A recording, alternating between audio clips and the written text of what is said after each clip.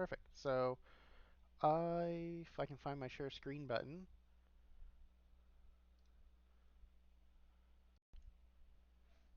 and share this. Can you guys see the screen? Perfect. All right, I'm going to turn audio on for YouTube so those people can see it.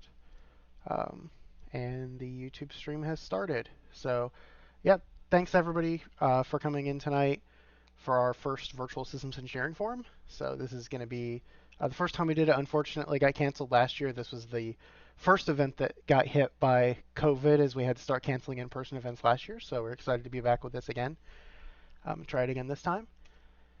It is going to be on Zoom as well as live streamed on our YouTube account. So if you're on Zoom, you can ask questions here. And we're going to do a panel event at the end of it. So if you have any questions, you can write them down and take notes in the middle and then come back and ask. The whole panel can hopefully come together and answer your question best at the end of the event. If you're on YouTube, you can type your questions in the chat and we can see those and read them out at the end during the panel. So just type them in there, and there's a little bit of a delay, so we'll try to give you a few seconds to put questions in there or to respond if we have a follow-up question. So for people who are not familiar with AIAA, we'll start with a quick introduction about our organization. The American Institute of Aeronautics and Astronautics at a national level is the largest professional organization in the aerospace industry. So it's worldwide. We have thousands and thousands of members around the world. Every aspect of aerospace, from engineers and students, professionals, astronauts, pretty much everybody in between. Pretty much all the big aerospace companies are corporate members of AIAA, so a lot of involvement all over the place. Here in Central Florida section, our job is to serve our local membership with things like this, coming up with events that, we have a lot of systems engineering in the area, so we want to bring more information about that to our young professionals and students. We also previously hosted a lot of in-person events, so hopefully we'll be coming back starting in the fall with some, awards, dinners, things like that, social events, networking for, local students and professionals. And we also have our two student branches at UCF and UF, which are, we always like to mention those guys because they're really great. They have a lot of students, two of the most active branches in the entire country. They're always participating in a bunch of really cool competitions and student conferences and things like that, and we're really proud of those guys, so we always like to mention them. And we support them if we can, and with things like this, they're always invited to attend our events. All of our virtual events are free and open to the public as well, so if you're not a member of AIAA, you're always welcome to attend these. You can check out our YouTube channel, and all the events will be coming up on there. A couple of events that are coming up soon. Next month, we're having a speaker on AIAA technical committees. So we're going to have kind of an overview of what the technical committees are and what they do. So if you're, maybe not a young professional or student that's a little more into your field and really has a good grasp of what you want to do with your career, that's a great place to go with AIAA and actually be able to contribute to the national conversation on, whatever specific area of aerospace that you're interested in. So that's going to be really cool. It's going to be April 29th at 7 o'clock virtual. And then we're going to have our first of the monthly aerospace forums that we're going to start hosting in May. So we're going to have a speaker from Exolith Lab talking about making simulants of asteroids and planets and moons and things like that that researchers can use to study everything from landing vehicles to growing plants on Mars or anything like that. So that's going to be really cool. We're also looking for speakers for that. So if you know anything cool you want to hear about, let us know. We're going to host a forum every month with one or two speakers. So should be a lot of really cool presentations coming up. If you want to learn more about us, engage.aiaa.org/Central Florida. That's our official page. We'll have all of our events posted as well as information about stuff that we've done in the past and just our organization in general. We also have Facebook and Instagram, AIAA CFL, and you can check out our YouTube page, which is AIAA Central Florida, and we have this event will be there soon, as well as some of our previous events. We had a video about the Dragonfly mission to Titan with the mission architect, or overview of Chris Wanjak's book Spacefarers, which is all about how we're going to live in space and colonize the moon and Mars and everywhere else in the solar system, as well as our aerospace resume and interviewing workshop. So if you're a student or just brushing up on your resume because you may be looking for other work or moving or something like that, it's a great resource that's always going to be there to look at and get some advice from some experts on resume and interviewing. So yeah, thank you guys so much for joining us tonight, and I'll hand it over to Walter. Okay, thanks, Chris. If I can figure out how to stop sharing my screen. Yeah, let's see. Let Yep. me share my screen. Let's see.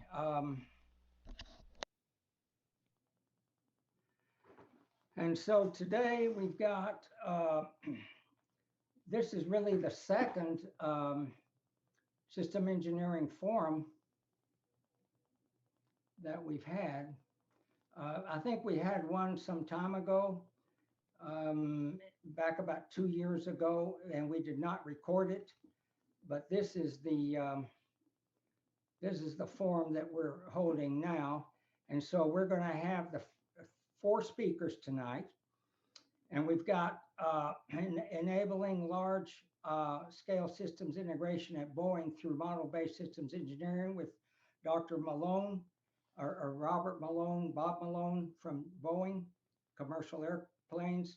Shannon Flumerfelt is talking about human system aspects of system complexity. And then Christina Bowens is 3 lessons about systems architecting in the real world. And we're going to wrap it up with systems engineering applied to major programs with Meredith Iban from Lockheed Martin Space Systems. At the end of these talks, we're going to have a short panel discussion where questions can be fielded from the audience. And we'll answer those. We'll let the panels discuss those aspects in real time. This session is being recorded. I'm going to stop sharing my screen and I'm going to let Bob put his slides up. If you've got those slides, Bob. I do. Okay. So you can take command and show your slides.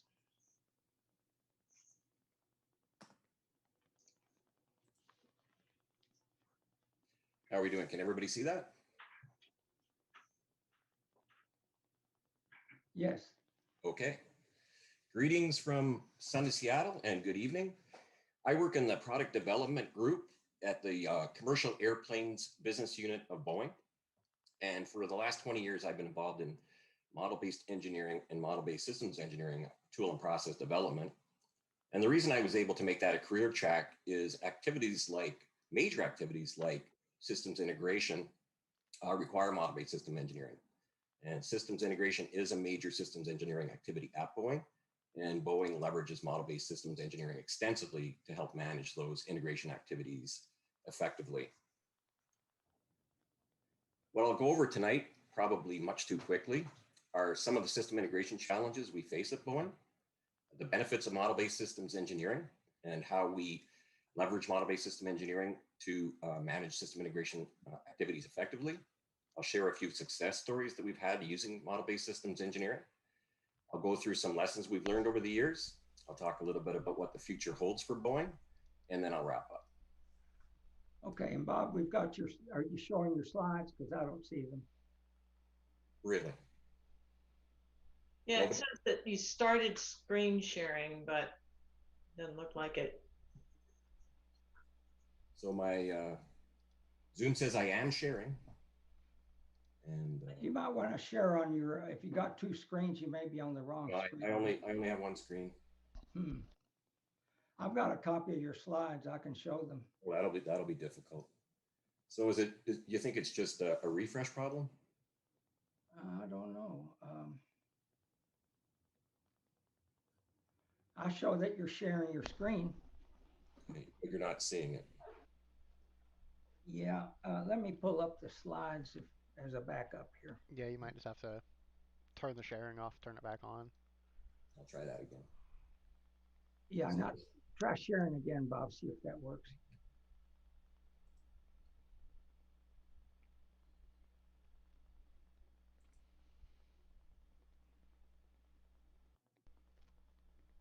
Tell you what, Okay, I've got the slides up on my end. I'll share the screen that the slides are on. Maybe that'll help. Okay.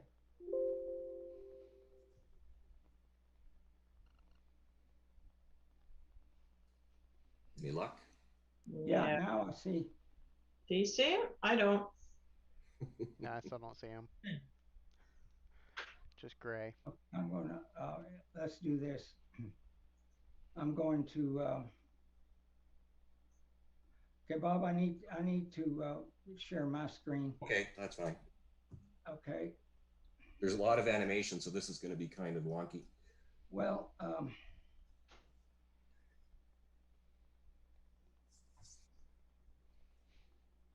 okay, I'm going to go into slide mode.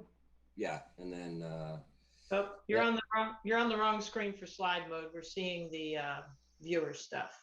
Okay, I'm going to stop share and go to the other screen.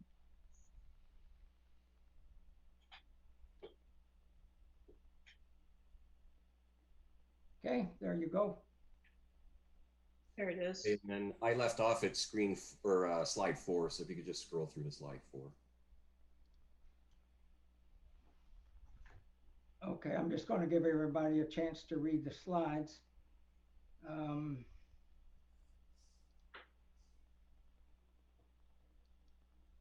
Okay, so we're on this slide.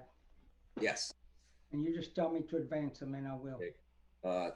The reason system integration is important to the Boeing company is many of our systems and components that are installed in our products are procured from suppliers from all around the world. And because that, we have to do system integration activities early in a program before the parts and components and systems are delivered to ensure that the supplied items integrate properly and perform as expected when they show up on the dock. Systems have evolved over the years to become increasingly integrated and much more intricate, and that makes these activities ever more challenging over the years and results in much larger data sets to be managed. For example, on current programs, our model-based systems engineering data set usually run in a data volume of 20 to 30 gigabytes. Compounding this again is the fact that these data must be managed within a global supplier base, excuse me. For example, for 787 digital networks, there are 30 software suppliers that are involved in creating those digital networks, and they're globally dispersed. And all their data has to be collected, aggregated, integrated, and analyzed. This increased integration and data management effort, along with the global supplier database, all impose schedule and cost risks to the Boeing company. And these risks require mitigation, and MBSC is an effective mitigation method. Next.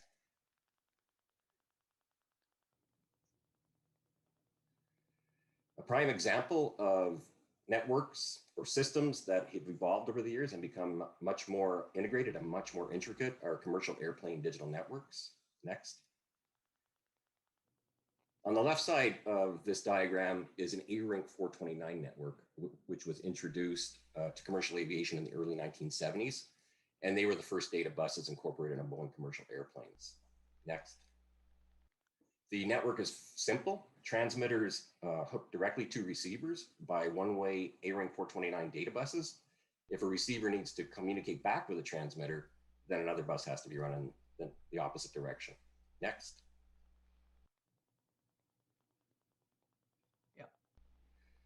The data payloads are small. The transmitter transmits a single 32-bit word at a time. Next. And because it's a point-to-point solution, interface reconciliation in terms of timing and latency requirements is straightforward. Next. So this kind of network is amenable to peer-to-peer negotiation and is somewhat manageable in documents, although that can be quite cumbersome. Next, please. The network on the right is an integrated modular architecture network, ARINC 664, based on commercial Ethernet. And it was introduced on commercial airplanes in the early 2000s. Next. And it is a much more intricate system. As you can see in this diagram, the controller area network transmitter at the top needs to send a signal to the ARINC 429 receiver at the bottom.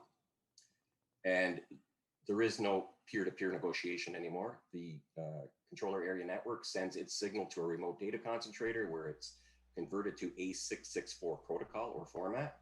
It then goes through a switch, through the Common Core system, through an outbound switch, through another remote data concentrator, and finally gets consumed by the ARINC 429 receiver after the signal has been converted from A664 to A429. Next, please. The data payloads are much larger. Frames are transmitted that comprise 32-bit words up to a maximum payload of 1,472 bytes. Next, please. as you can see, the one signal on the left, next, has now been translated to 6 signals on the right. And these 6 signals now all have to be reconciled to make sure that no format errors were introduced as the 6 signals were created from the one signal. Next, please. Furthermore, because the CAN transmitter does not talk directly to the ARINC 429 receiver, the end-to-end requirements for performance, such as timing and latency, now have to be carved up into budgets. Next, please. And then the budgets are allocated to components, and then the components report their actuals, and they are aggregated to make sure that the end-to-end performance requirements are met. Next, please. So peer-to-peer negotiations are impossible because the CAN transmitter is not linked to the ARINC 429 receiver. So now an airplane level management team is required to reconcile all that signal traffic, make sure that there are no signal definition errors across the 6 signal path, and to manage all the TPMs in terms of end-to-end performance requirements and make sure that people or components are not exceeding their budgets. Management documents now is untenable, and modeling is absolutely necessary. Next, please. So why would anyone design a network that's so complicated? There's several benefits for integrated modular architectures on airplanes.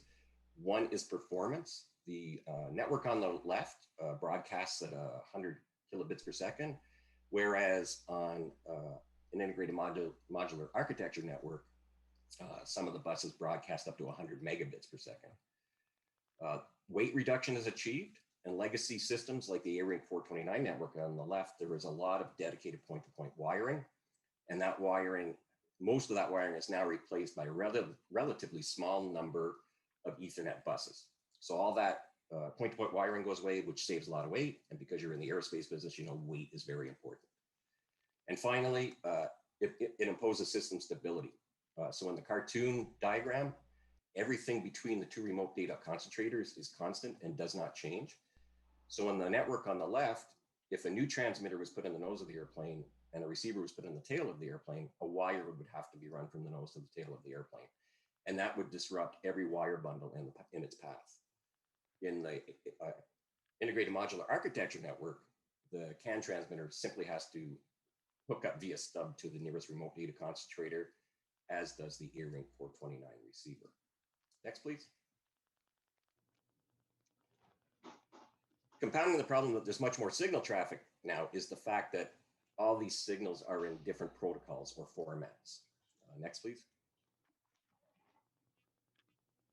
In this simple legacy example on the left, if a pilot wanted to turn on a hydraulic pump, the pilot would hit a hydraulic pump and gate switch in the overhead panel. The analog signal would be sent to the hydraulic pump control unit. The pump would turn on. The control unit would send an analog signal back to the flight deck and turn on a hydraulic pump engine engage indicator light to let the pilot know the pump was on. Next, please. And you can just click through 5 or 6 times, save a little bit. A couple more times. Okay, so now that we're in the ARINC 664 network on the right, the hydraulic pump and gauge switch sends the analog signal to that controller area network transmitter, and then it has to be converted to controller area network format. Then the RDC has to convert that to ARINC 664 format. The switch passes that to the Common Core system, which has to convert that signal to an A653 format. And that's just get to the signal to the Common Core system. Then the signal has to go outbound to get to the common motor starter control unit at the bottom, and all those conversions have to be done in the opposite direction. So now not only do all those signals have to be reconciled to make sure that there's no discrepancies in the definitions of those 6 signals, but we also have to manage the protocol conversion to make sure no errors were introduced in the conversions. And next, and you could probably hit 3 or 4 nexts. One more. Okay, so on top of all this, as I said, is all these components are built by suppliers around the world. So the CAN LRU, the RDC, and the switch are all built by different suppliers. So now all the signal data from each supplier, the IO data for each component has to be collected, aggregated, integrated, and analyzed to make sure that there are no errors introduced. Next. And that further compounds the problem of data management and makes modeling tools absolutely necessary. Next. Next. And then probably 4 more nexts. Keep going.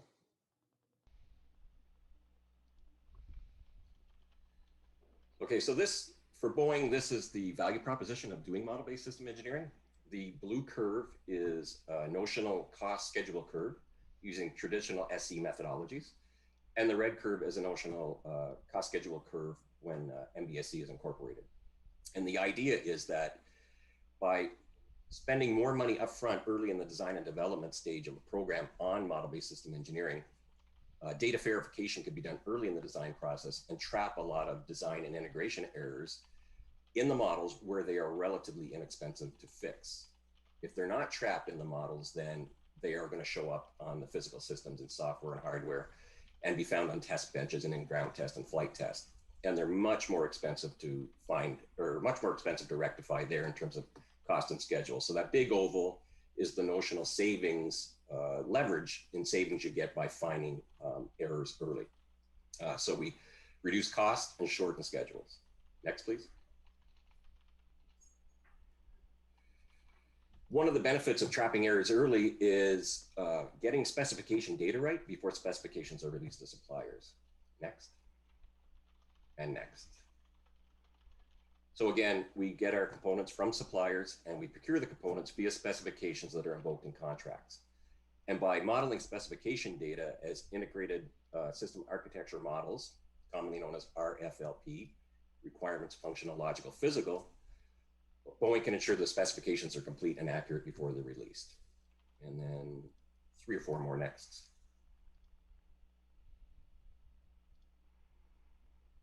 Okay, that's good. Oh, that's fine. So again, it's RFLP. So in the center, we have the functional architecture, which describes what has to be done by the system. In this case, what has to be done is calculating airspeed. So there's a sense static pressure function and a sense stagnation pressure function, which pass static pressure and stagnation pressure data flows to the calculate airspeed function, which uses those 2 inputs, the calculate airspeed and the calculate airspeed function, puts out an airspeed data flow. Once we know what has to be done, then the next thing to determine is how well things have to be done, and that is imposed by requirements. So the control airspeed function has a requirement allocated to it that says the airplane shall control airspeed to within +2 nautical miles per hour of a target reference. And the calculate airspeed function has a requirement levied on it that it has to calculate and transmit airspeed at a minimum of 2 hertz. Now that we know what has to be done and how well, we can talk about how things have to be done in terms of a logical architecture or design synthesis. So it can be seen that component 1 is going to has those sense static and sense stagnation pressures allocated to it. And it is going to mechanize the static pressure and stagnation pressure data flows as ARINC 429 signals. The calculate airspeed function is going to be done by a piece of software hosted on component 2. And it is going to input those 2 ARINC 429 signals, calculate airspeed, and output the airspeed as an ARINC 664 signal. Now that we have this integrated architecture, we can determine whether the functions and requirements included in the specifications completely and accurately specify the logical architecture model. If not, then more functionality has to be described and more requirements have to be incorporated to give a complete description to the supplier. Conversely, it can be determined whether the logical architecture or whether the logical architecture is consuming all the functions and requirements. And if not, then the logical architecture needs to be elaborated with more elements so that all those functions and requirements are consumed. Next, please. And by doing this, we can drive errors out of that integrated model and ensure that specs don't conflict with each other. Specifications do not conflict with each other. In this case, there would be a separate specification for component 1 and component 2. And by doing this integration effort, we can make sure that there are no discrepancies between the specification of component 1 and the specification of component 2 in its software. Next, please. And then in particular, we can, in terms of system integration, we can determine that there are no errors in definition between publishers and subscribers in signal traffic. Next, please.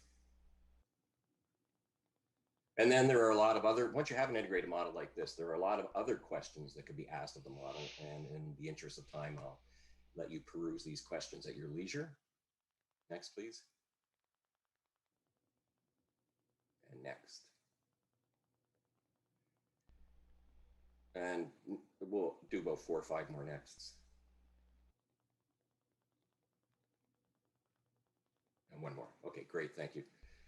Oh, a little too far. Okay, so using traditional systems engineering methodology, early in a program, a set of integration analysis would be devised, and those would be executed and trap whatever errors they could. And then if you follow the red line up and to the right, anything that wasn't trapped in those early integration analysis would again show up in the physical systems and have to be rectified there. Employing MBSE at Boeing, we are able to do an order of magnitude more integration analyses because we have the models, and it's relatively cheap to do those analyses in the models. And by doing an order of magnitude more integration analyses up front, if you follow the blue line down and to the right, we found that the integration errors discovered on the physical systems also drop by an order of magnitude. So that's our success in realizing the value proposition of model-based system engineering. We avoid test errors through early system architecture modeling. And again, spend a relatively small amount of money upfront creating these models and achieve major savings at the end of the program. Next.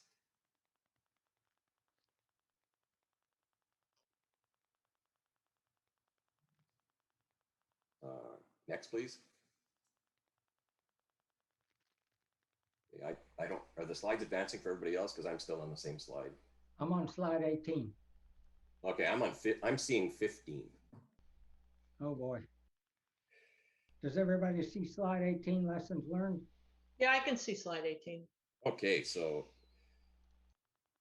let me pull up the presentation on my screen and I'll try to keep up now. I didn't realize this was going to be so challenging. Yeah.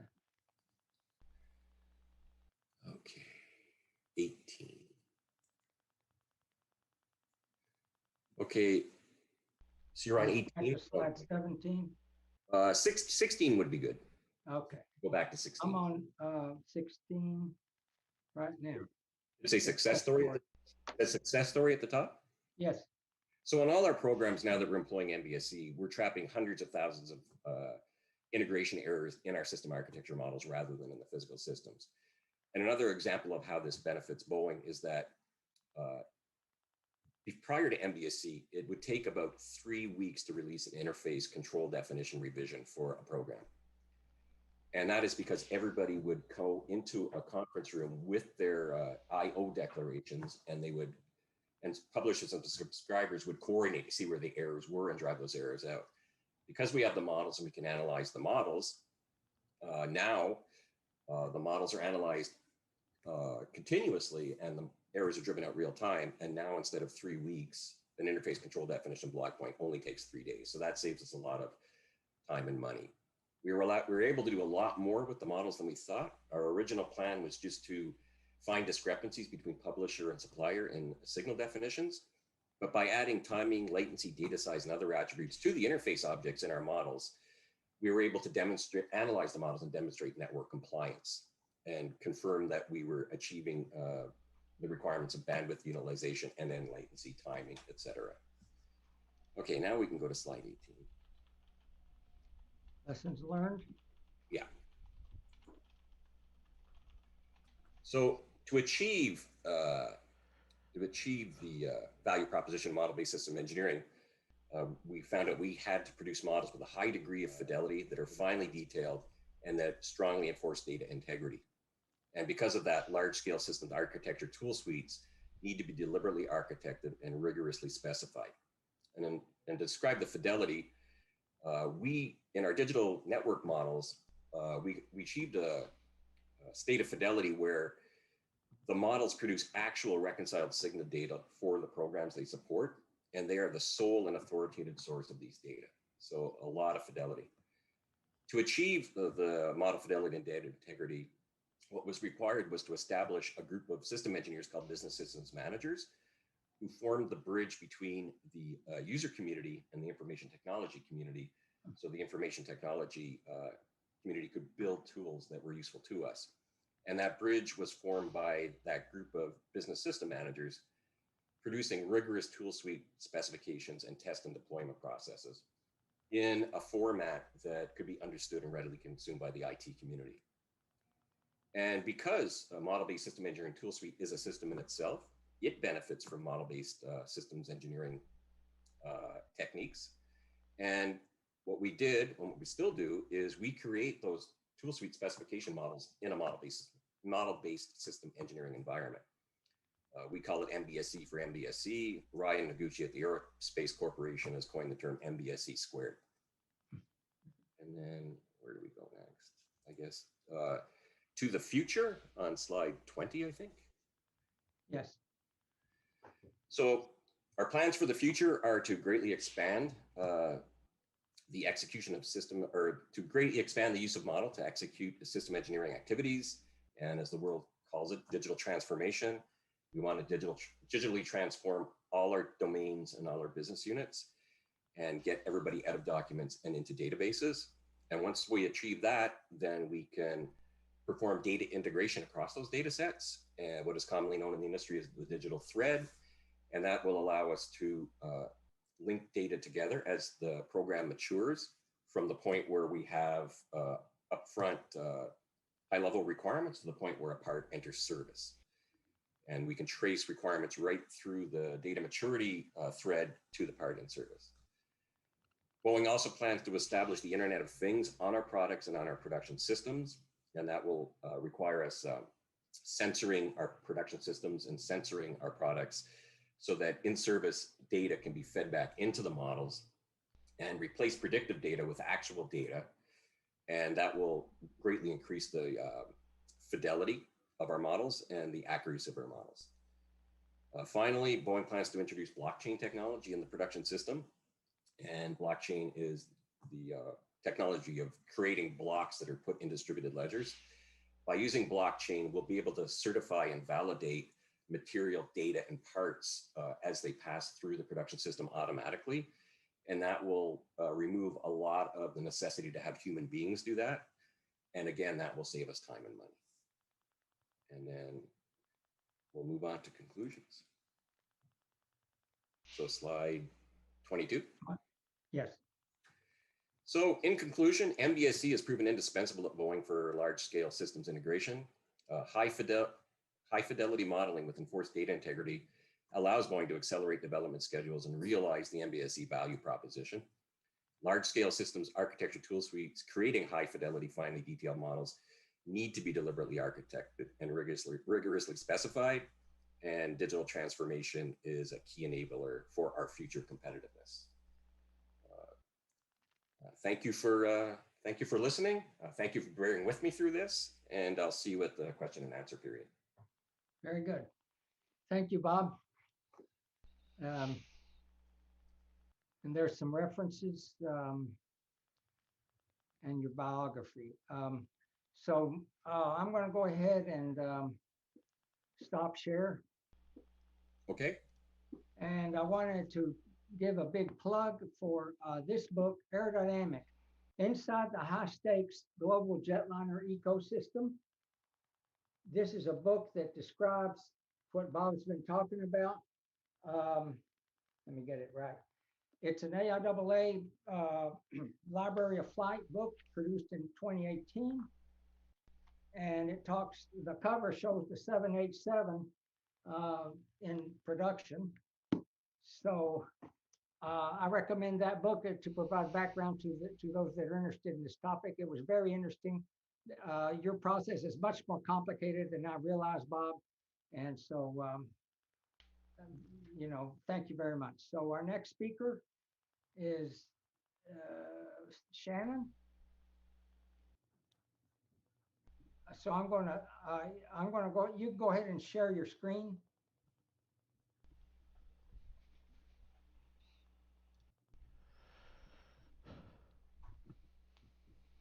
There you go. We can see your screen. Great.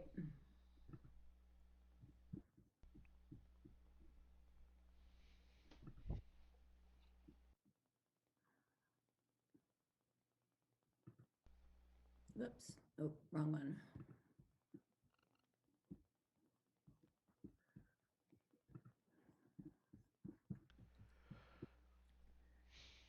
All right, let me get this right here.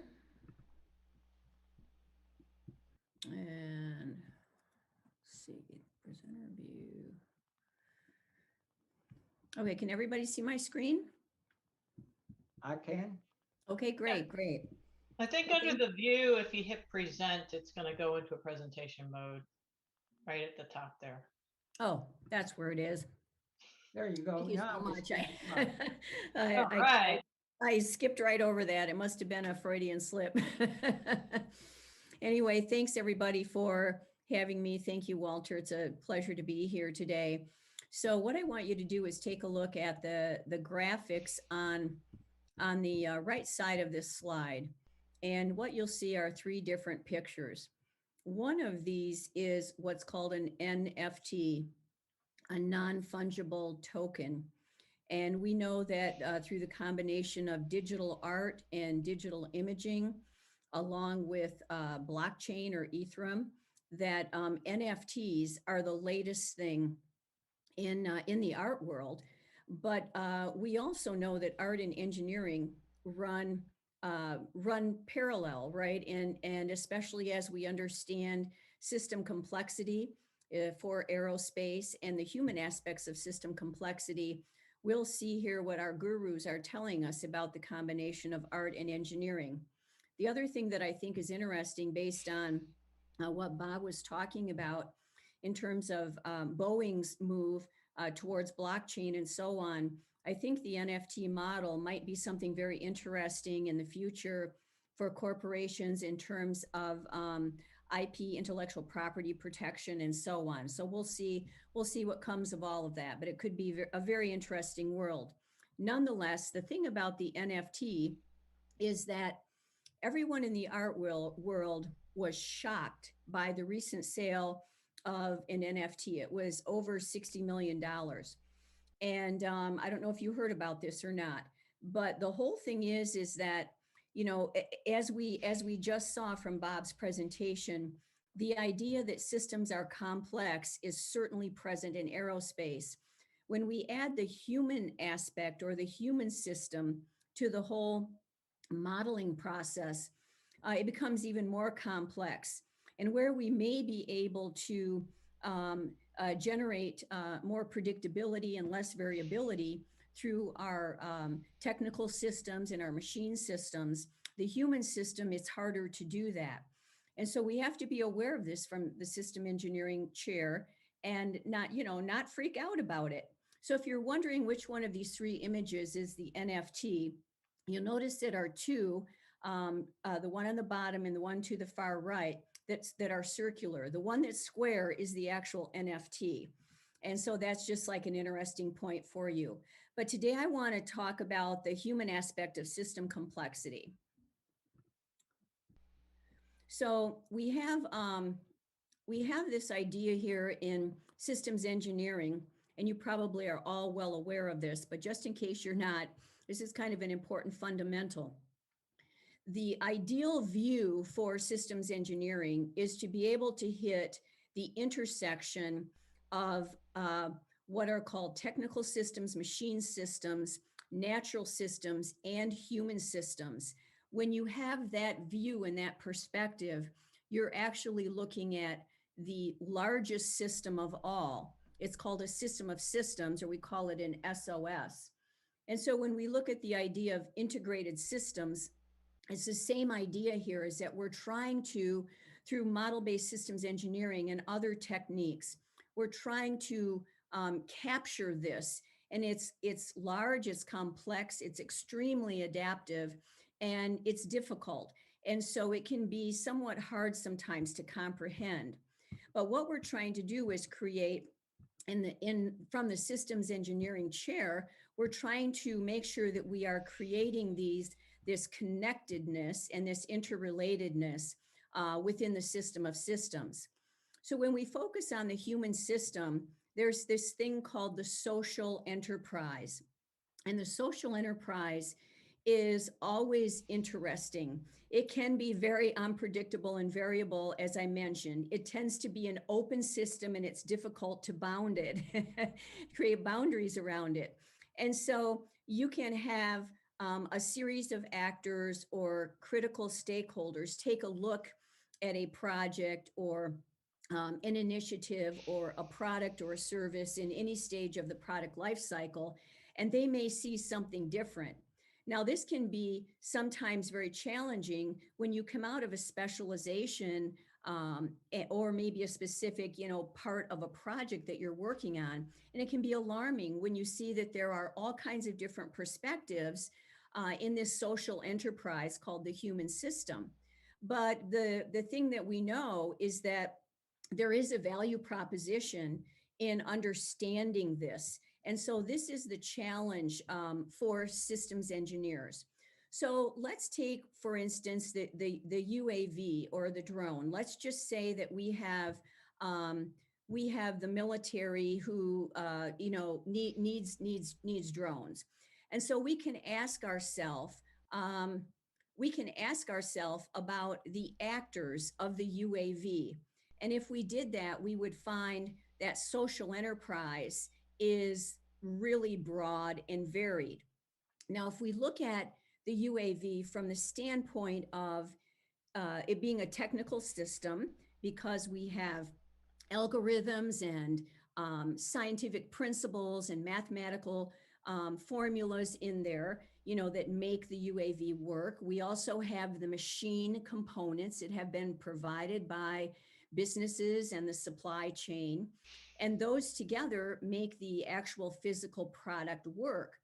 And if we look at the impact of the natural system on the UAV, maybe the drone, doesn't fly that well in a hurricane. And so it may not work that well for us. And then if we look at the UAV within the social enterprise, we're going to see there are critical stakeholders that will bring this, again, this level of complexity to the system.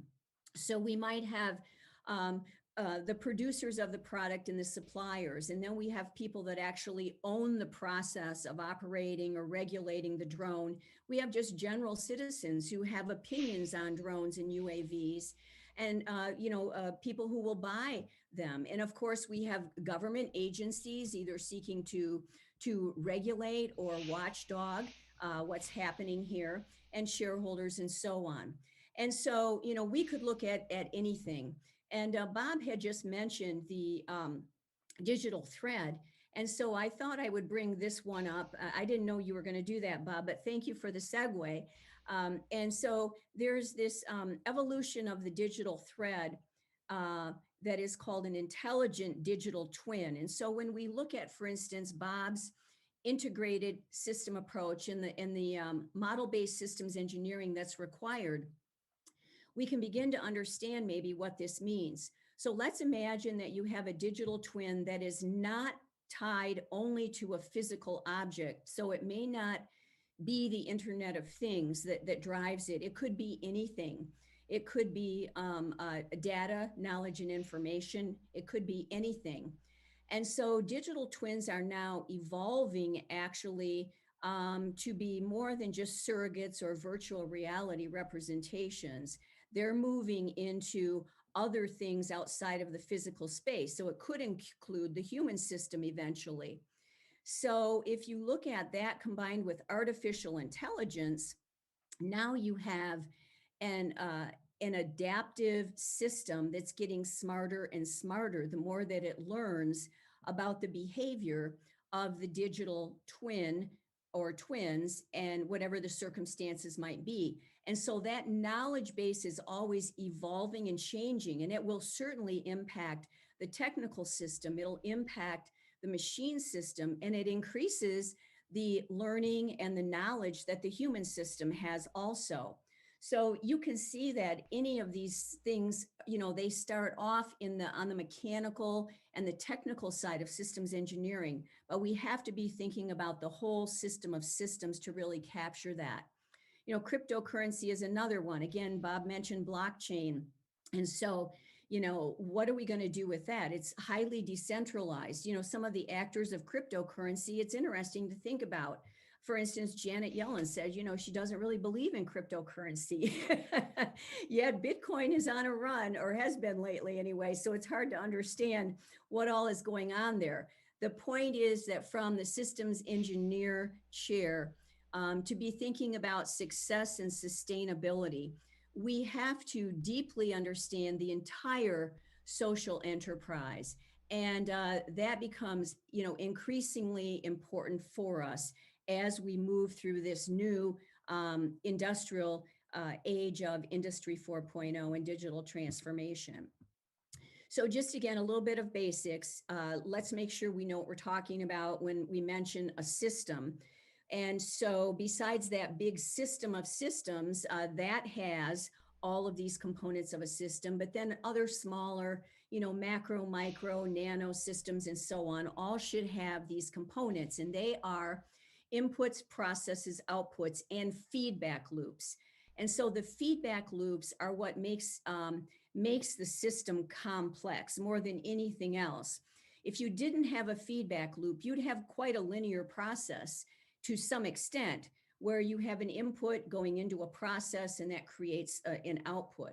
But with feedback loops, you're going to introduce a lot of emergence and adaptivity, and a lot of dynamic interaction between the elements.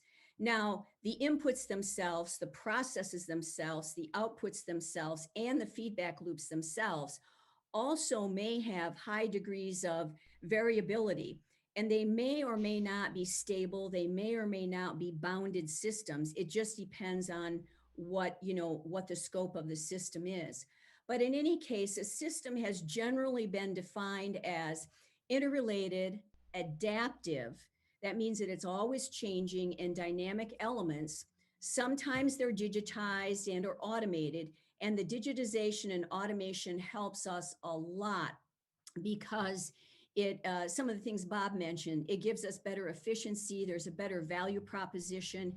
It's hard for us as humans to comprehend all the complexity, and machines do it a lot better than we do. So it's nice when you can get into that mode. And then all of that is going to operate under a shared aim. So there is some kind of a fence or parameter around a system that, there's something that we're trying to accomplish here. Deming calls this constancy of purpose. And that is going to happen again, as I mentioned. There'll be differing ranges of how stable, how open, how variable, how congruent or aligned things are, and then how much emergence or change will come out of this.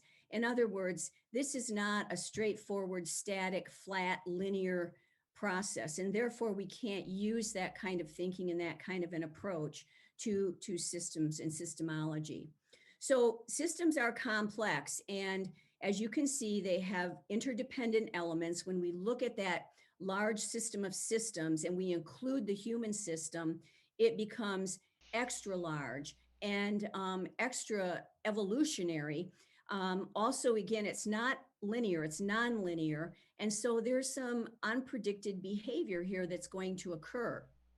This is why model-based systems engineering is so helpful, because you're trying to reduce that range of variation and get on the side of predictability.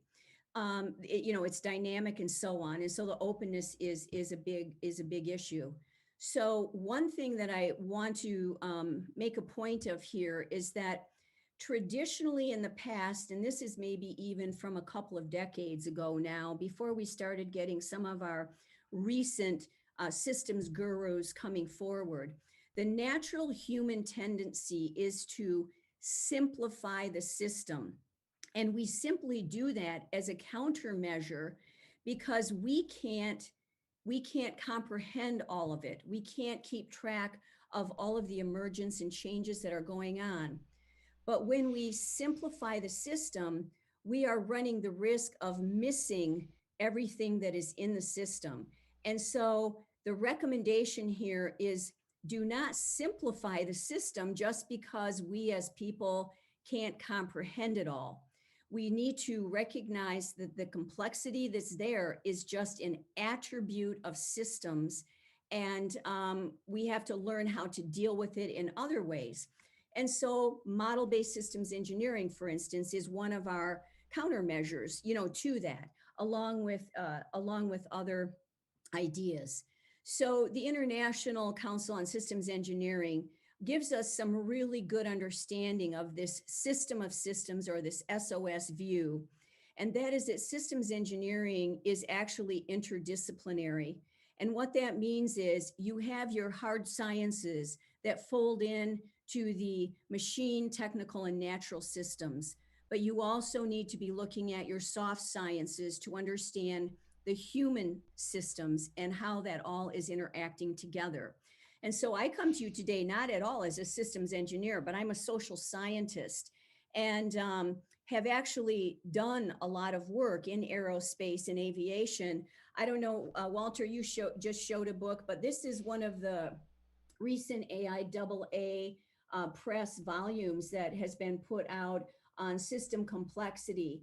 And so you might want to take a look at that. We've done a couple of these, and there's a third and fourth one in the works now. And within AIAA, we actually have a division called CASE, which is devoted to complex aerospace systems engineering. And so our CASE scholars are putting these chapters together on these ideas around systems engineering and presenting an interdisciplinary approach. But again, this definition of systems engineering is a lot about the human system. You're defining customer needs. You're working as a team. You're looking at the business and technical needs of all customers, and you're trying to meet user needs. There's a lot of terminology in here that hits the human system within your system of systems and is important.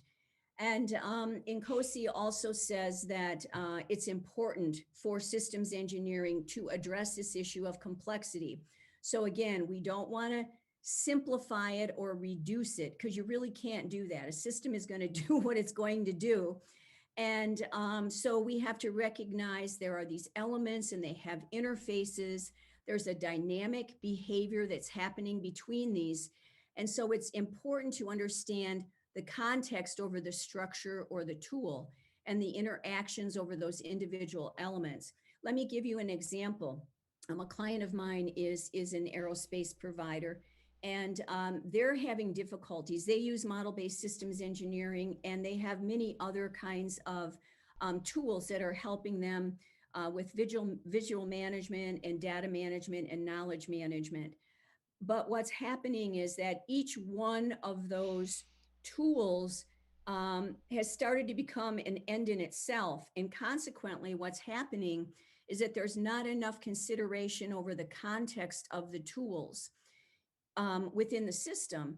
And people are having a hard time. In fact, there's probably too many tools, and no one actually knows clearly what's going on. So the human system has basically been eliminated in the original thinking and planning. So the context of those tools has to be redefined within the human system. People need to communicate. They need to be clear about what they're doing. I mean, these kinds of problems can cost organizations, good people that'll walk out the door, because it's very frustrating.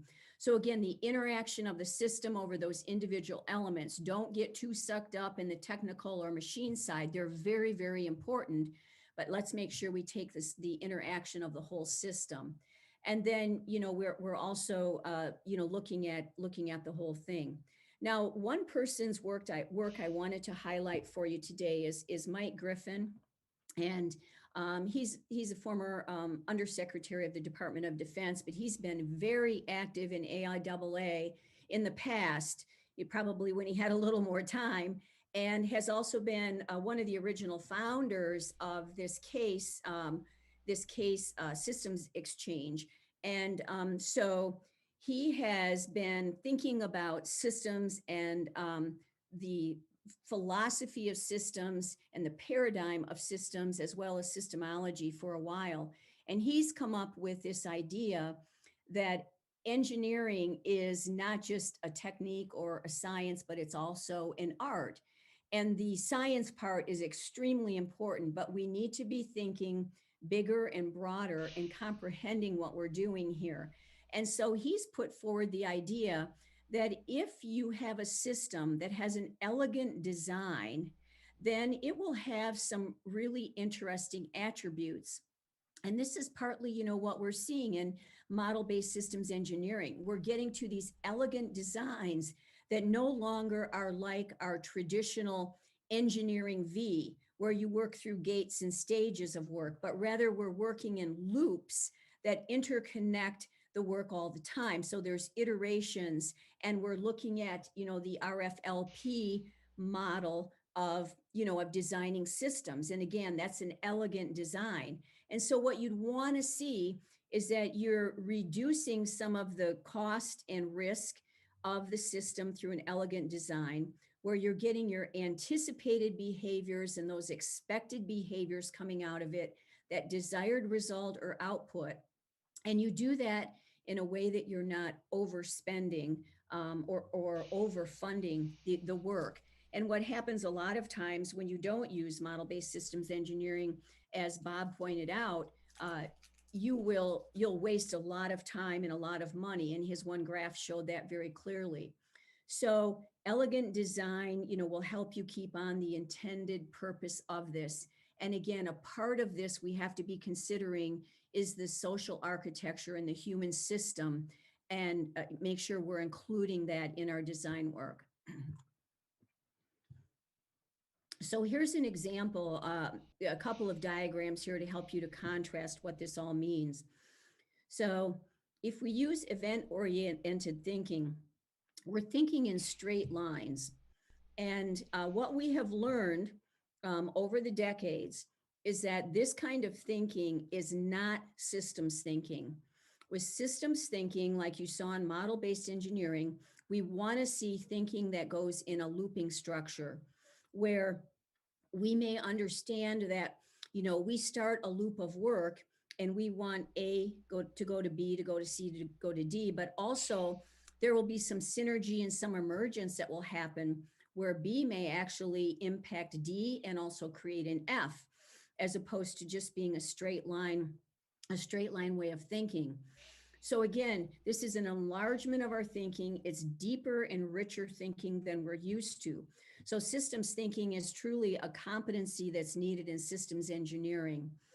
And another thing that I wanted to maybe share with you here, just so you can get some of the work of some of our great theorists in this area, is with Danella Meadows, who has done a lot of work in the mid-90s on systems. And one of the things that she says is like, if you have something going wrong in a system, you have dysfunction, or you have too much risk or too much cost or inefficiency or a lack of communication, or people are leaving the company or whatever's happening, that there's a lot of things you can do here, a lot of different strategies, but the most important strategy gets you into this iceberg model, where you go below the event thinking at the top and you actually dig down deeper and deeper till you get to the very bottom of that iceberg.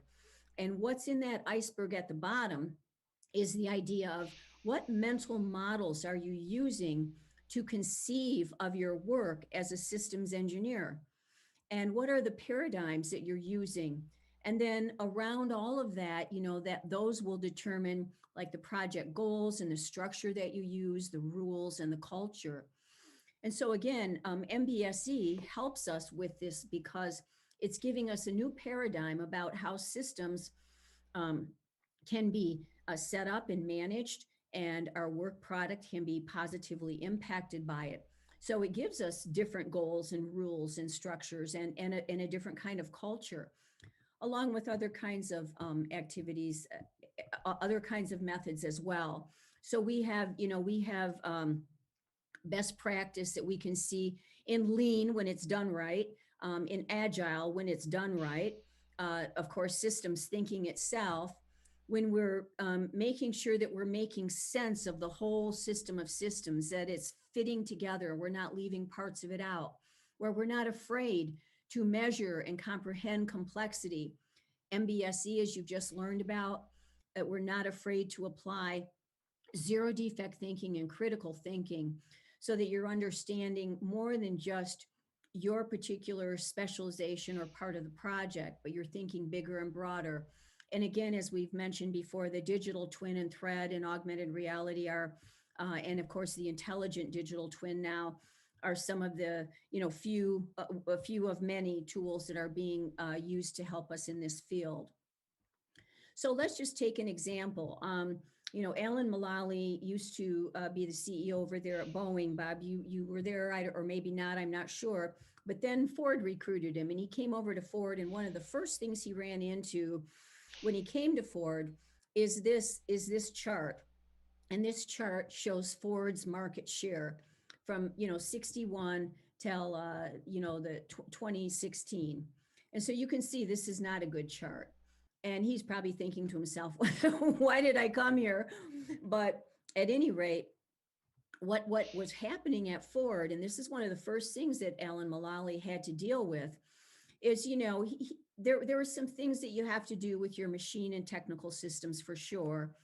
And that was on the agenda. But the first thing he did is he began to correct this problem through the human system. And the way he did that is by redeveloping his executive team so that he could understand and they could understand why this was happening. So again, the not the event thinking, but the looped thinking and the systems thinking. And he used lean quite a bit along with some other techniques. But the way that this problem was initially attacked was through the social enterprise at Ford. And these were some of Ford's best times, after this, and things started going better.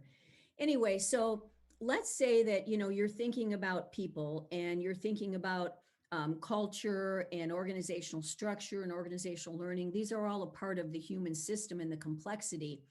And as I mentioned earlier, this is like a really hard part of the system, because there is often ambiguity and confusion and complicatedness. And so I think one of the best things you can do is to try to look for fit. So, in your social enterprise architecture, you're going to have two different people that are absolutely valid and reliable in their fields with two different concepts. So what do you try to do? Do you try to take concept one and convince concept one to change to concept two, or vice versa? Or do you just let them go about their business? Or what do you do? No, the answer is that you try to manage those two concepts by creating fit. So it's okay. And you'll find this, you'll have specializations who say, I'm looking at the problem from this viewpoint, and the other person is looking at the problem from another viewpoint. And what you want to do is measure whether or not they fit together under the system model. So you're getting fit, or what we call congruence. Because normally what we'll see in the social enterprise, when we don't do that, and we don't try to manage this issue in the human system, is what we call a plate of spaghetti, where it's very disorganized, it's very confusing. You don't know where things start and end. It's ambiguous. We don't know really how big or small this plate of spaghetti is, and it's very complicated. And so that will use a lot of time and resources, and have a lot of costs and risks for us.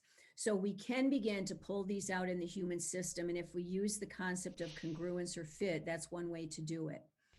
All right, so that's all I have to share today. I hope that was helpful to you all, and certainly would be open for questions.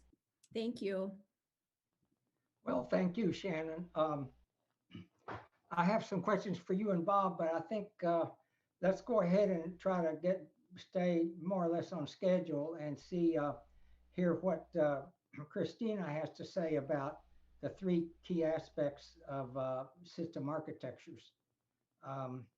So Christina, can you put up your slides and start your excellent talk? Yeah, okay. So I'm kind of glad I didn't go first because both of the presenters before me had some really great concepts that fit in really well with what I want to talk about. So let me get this right. I want to share this screen.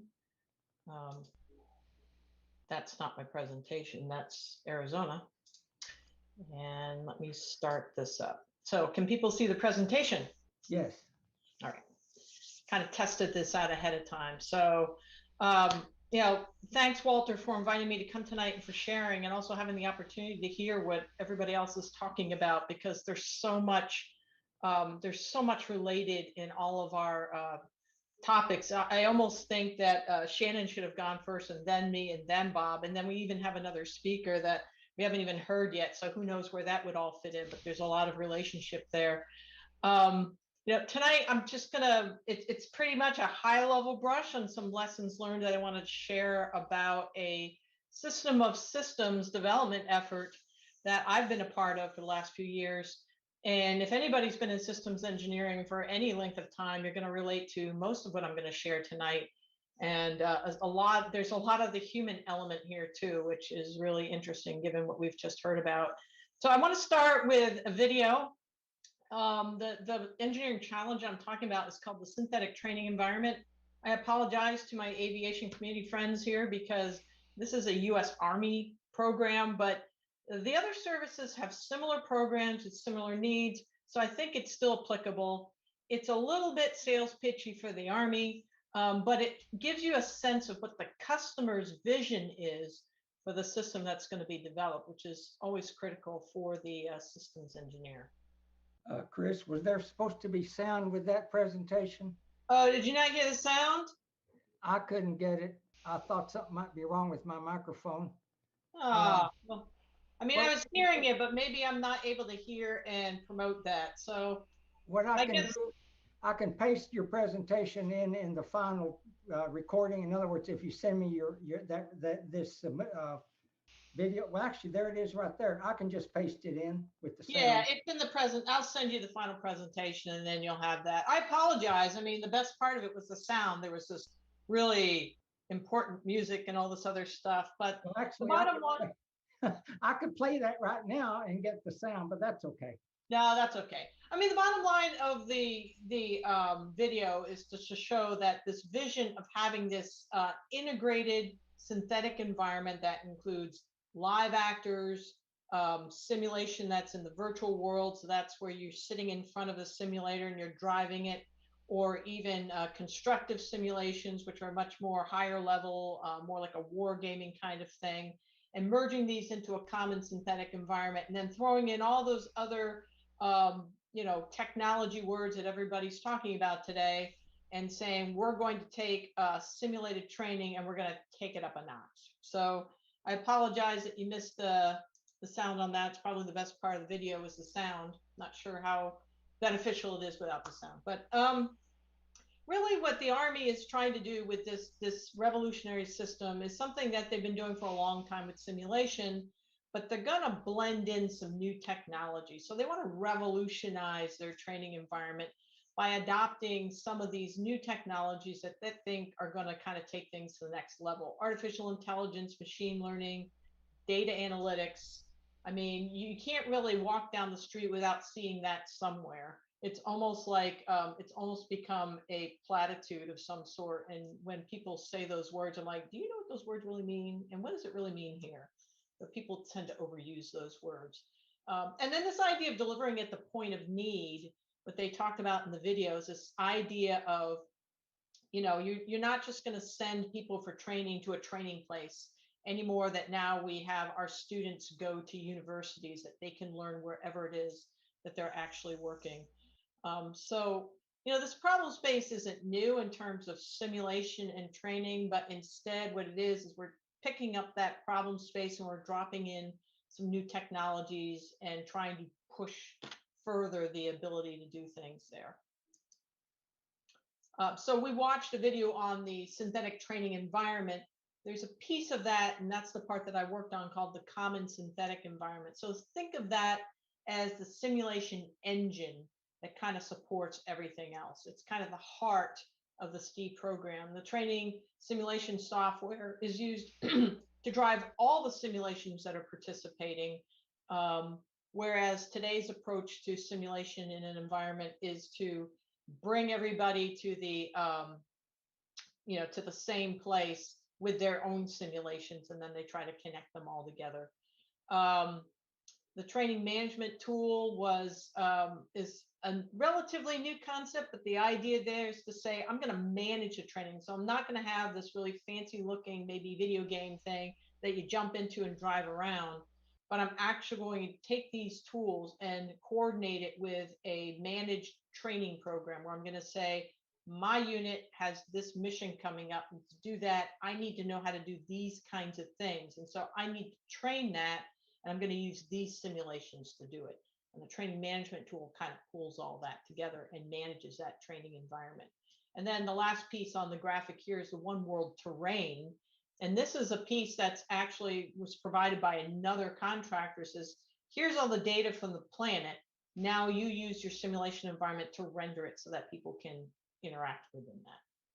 So that is the target system that we're dealing with here. And so this kind of goes back to what Shannon was talking about, the human element, right? One of the big storylines for the challenges of this program was this broad range of stakeholders that were involved. And they had all different kinds of roles here. You had contractors and subcontractors. You had associate contractors who didn't even work on the same teams.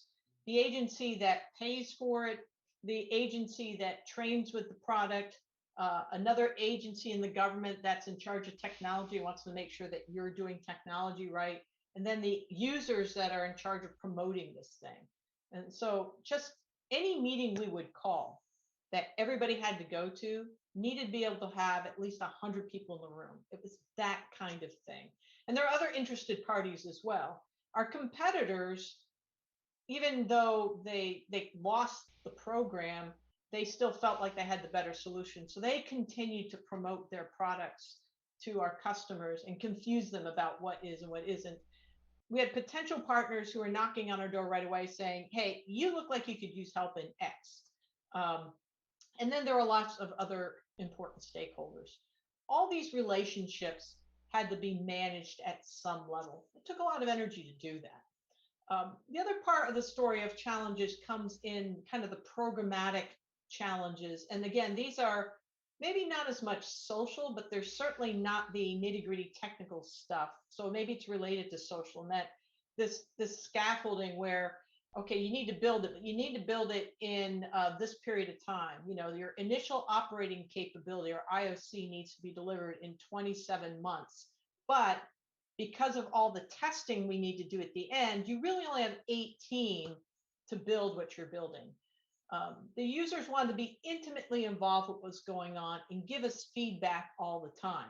So not only having lots and lots of technical meetings and things like that, but also these events every 3 months where we had to roll out a version of what we were developing, have the users jump in it, try it out, test us on it and everything else. And an event like that takes a lot of coordination and preparation to do. So it wasn't just that 1 week we were doing it. It was all the months leading up to that. So you were already getting ready to demonstrate something that you're in the middle of building.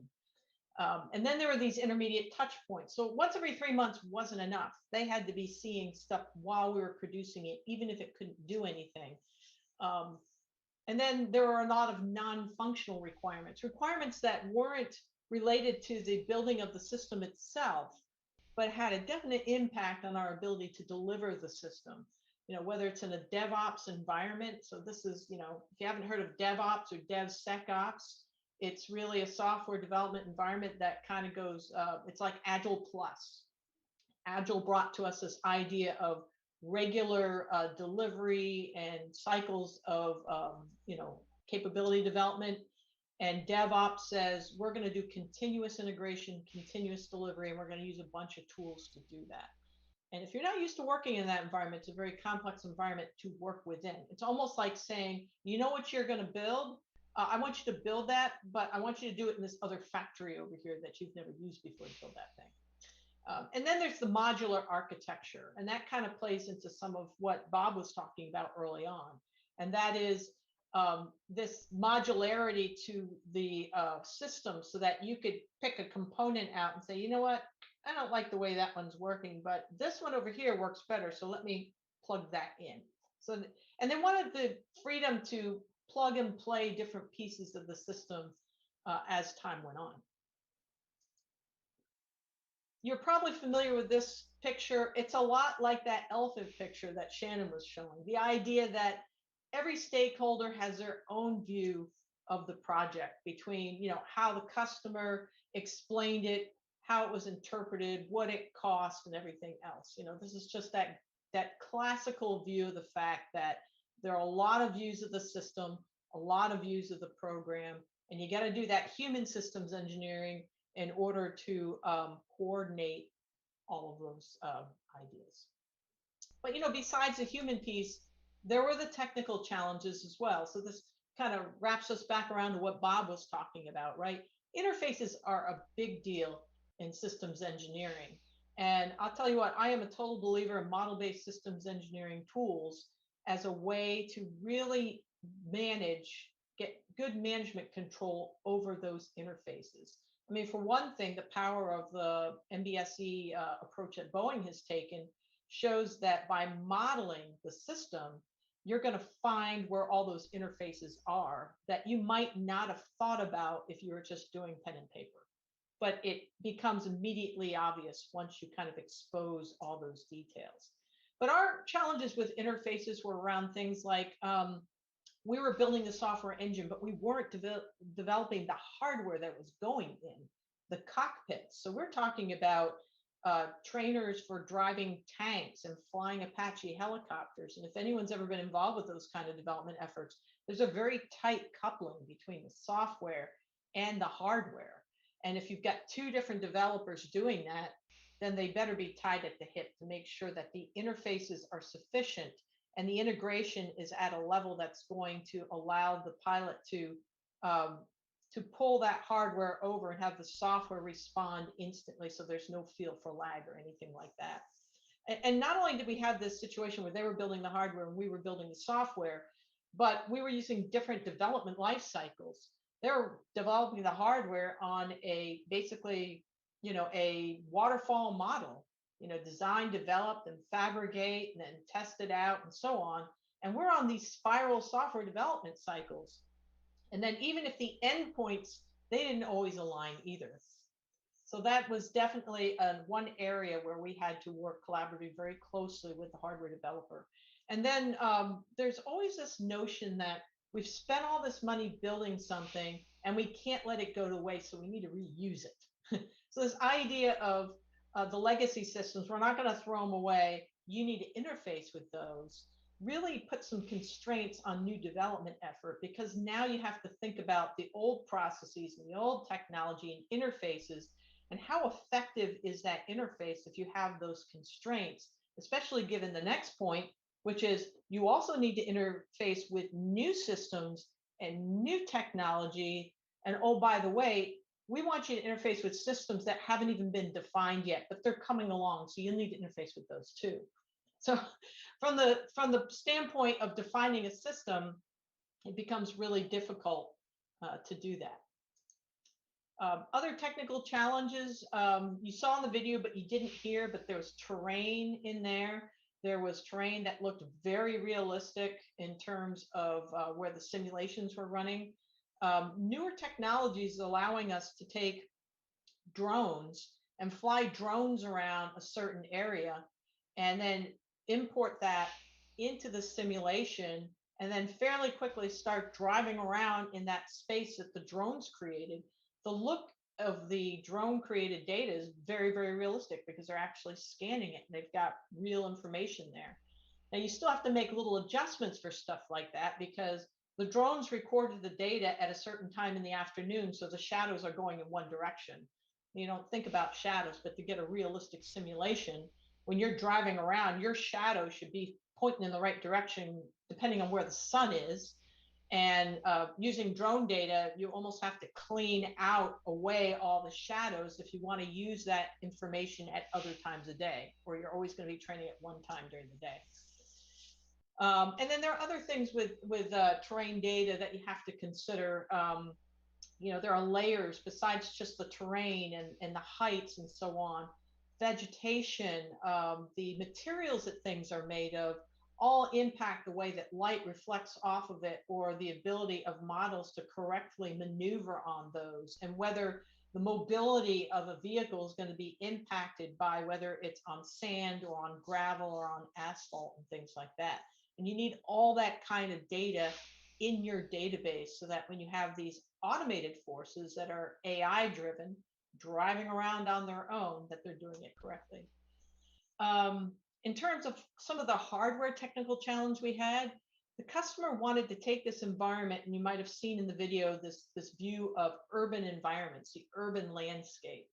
And urban environments and the technologies within there are driving us towards simulating not hundreds or thousands, but millions of things. Because not only do you have millions of people that would be in a megacity moving around doing whatever it is that they do, but you also have all the possible electronic and sensor devices and things like that that you may need to be representing in your environment if you're looking at things like sensors and things of that nature. And so this ability to simulate millions and millions of things and having the computational horsepower to do that, as well as to maintain graphical performance. If you've ever been in one of those first-person shooter games, you know, how realistic that those graphics look is pretty important. And if you get too many things in your field of view, the scenery can degrade and you get lag and things like that. You can't have this in the environment. It has to stay realistic. So we were told you need to represent 2 million entities running in the background in your simulation with 2,000 in the field of view, and the first person visuals have to run at 60 frames per second, which was a huge challenge. And then finally, this network integration where they said, okay, that's fine, you're networking, but what happens if you're in an environment and you lose network connectivity? You know, can you maintain quality training when you may not always be connected?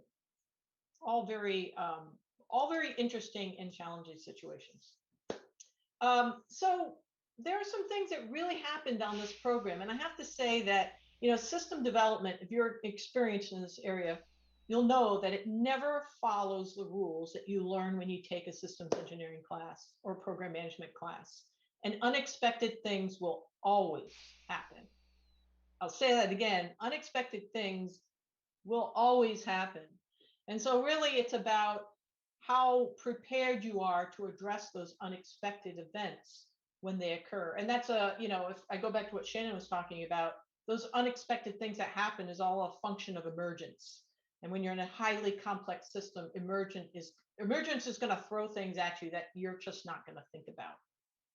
The beauty of Bob's talk is that if you describe this in a model-based systems engineering framework, you may be able to get your arms around enough of this so that when something unexpected does happen, you've got a way to address that. Some of the things that happen to us, cybersecurity concerns, it's something that we all have to design and build to. If you're in a development prototyping environment like we were, you're building in a really nice, pure environment. Now you have to bring it, install it on a system that full cybersecurity protocols have been applied to, and all of a sudden, a bunch of things that you assumed about Linux no longer work, and it kind of breaks your software.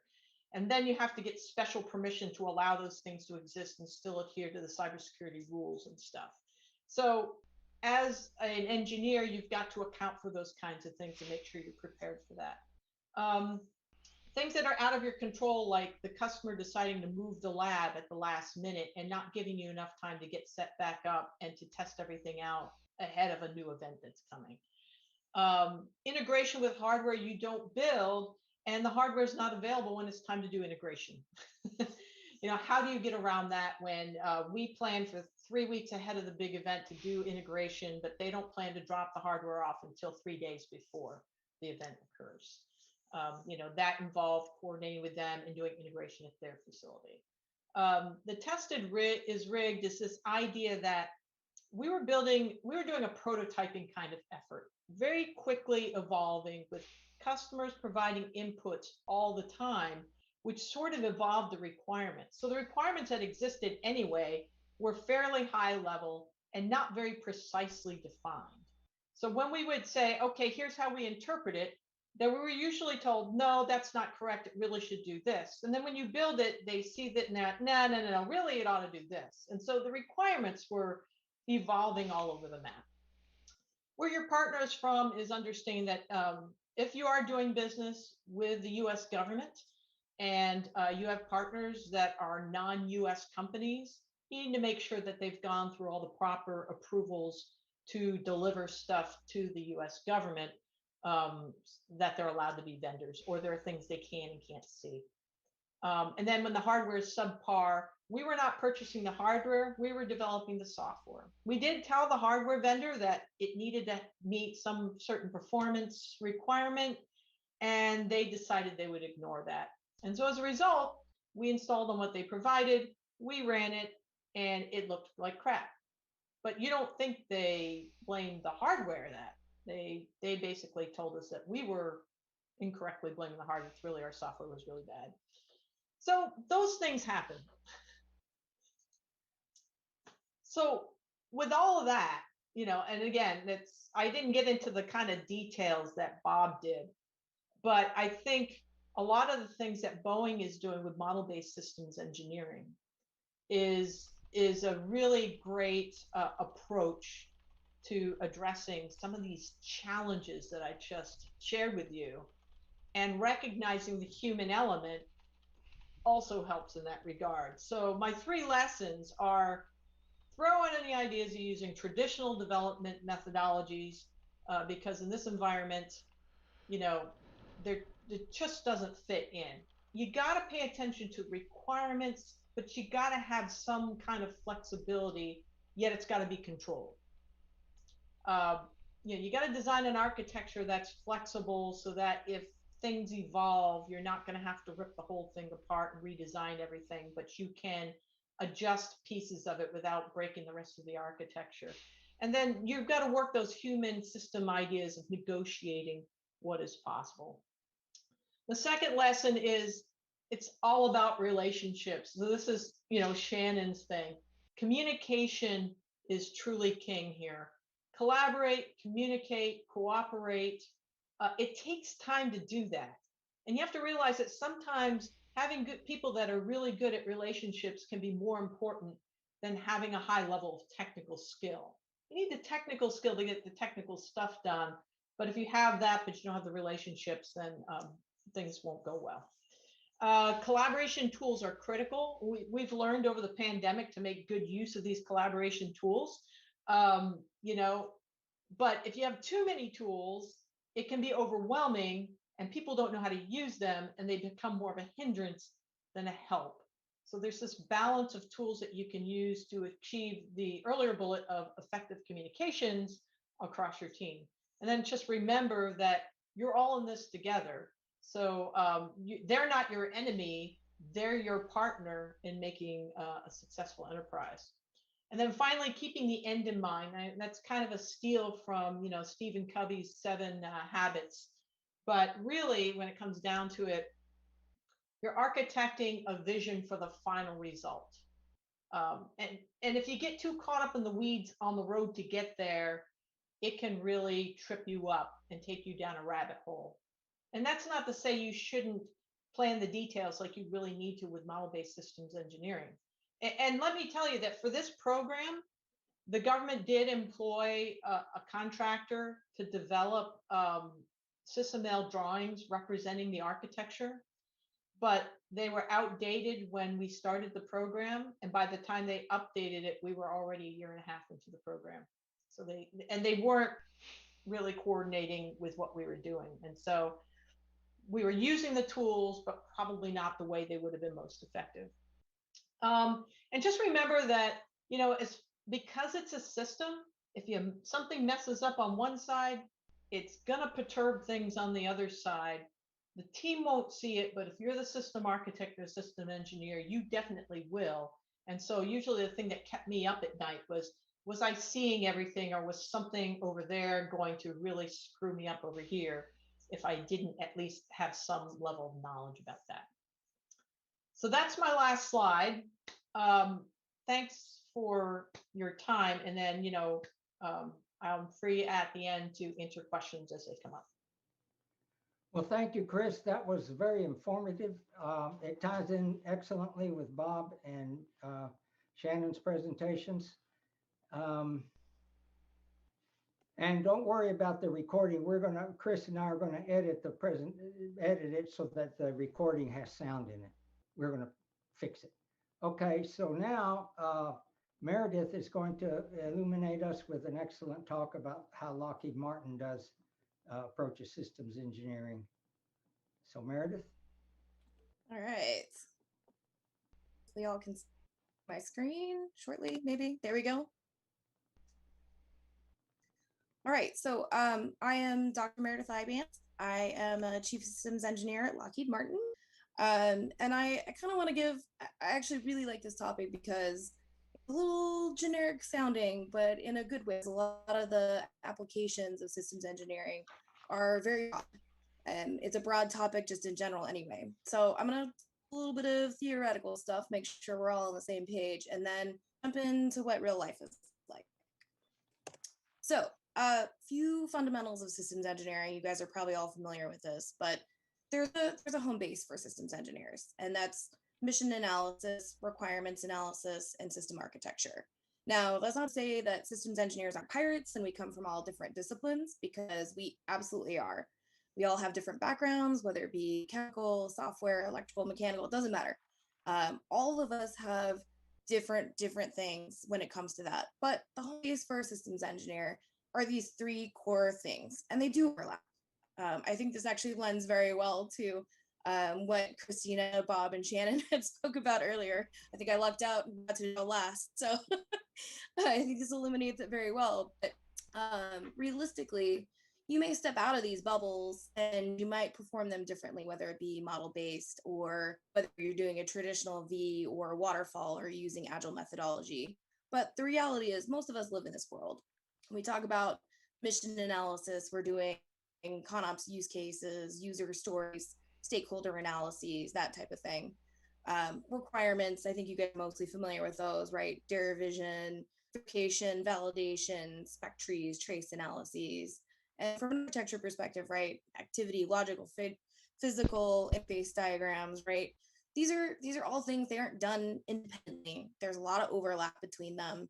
And the reality is that we all live in this world every day as systems engineers. The other important part here to remember is, as a systems engineer, like a conductor, we're almost all leaders. We almost all have different backgrounds, but at the same time, we're providing the governance for most of the other engineering disciplines. And that kind of changes the way that you do business. So I want to walk through a small product example. Let's just picture an app, just a regular software app for your phone. You're going to build it for yourself. It's just for you. The real interface is the phone platform that you're going to put it on.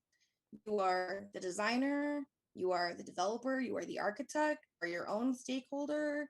You can do basically everything, and you can walk through that whole systems engineering lifecycle using whatever methodology you want, whether it be model-based like Bob's, for example, or you're doing something more traditional, which happens a lot in government contracting, where you're forced to use a waterfall, for example. But you're your own person. You get to walk through that whole thing, basically test it, and then you deploy it, and then you use it yourself. That's a very easy, non-complex example. The harder thing comes in when we start talking about complex programs. And I think actually Shannon and Christina and Bob had very good illustrations. I an airplane specifically for this example because it is very complex. So for this, think like F-35-ish, right?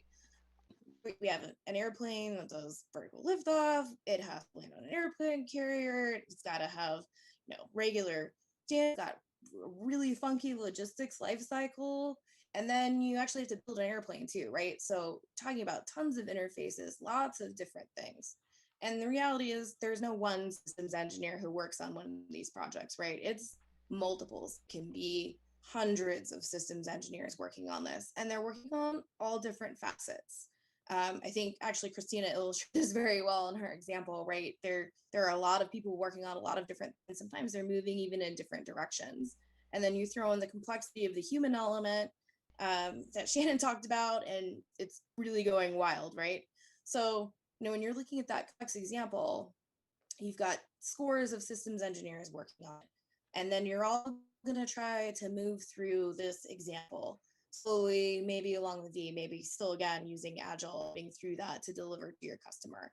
But it's very, very hard. So, what are some of the pitfalls and common problems that we have with this?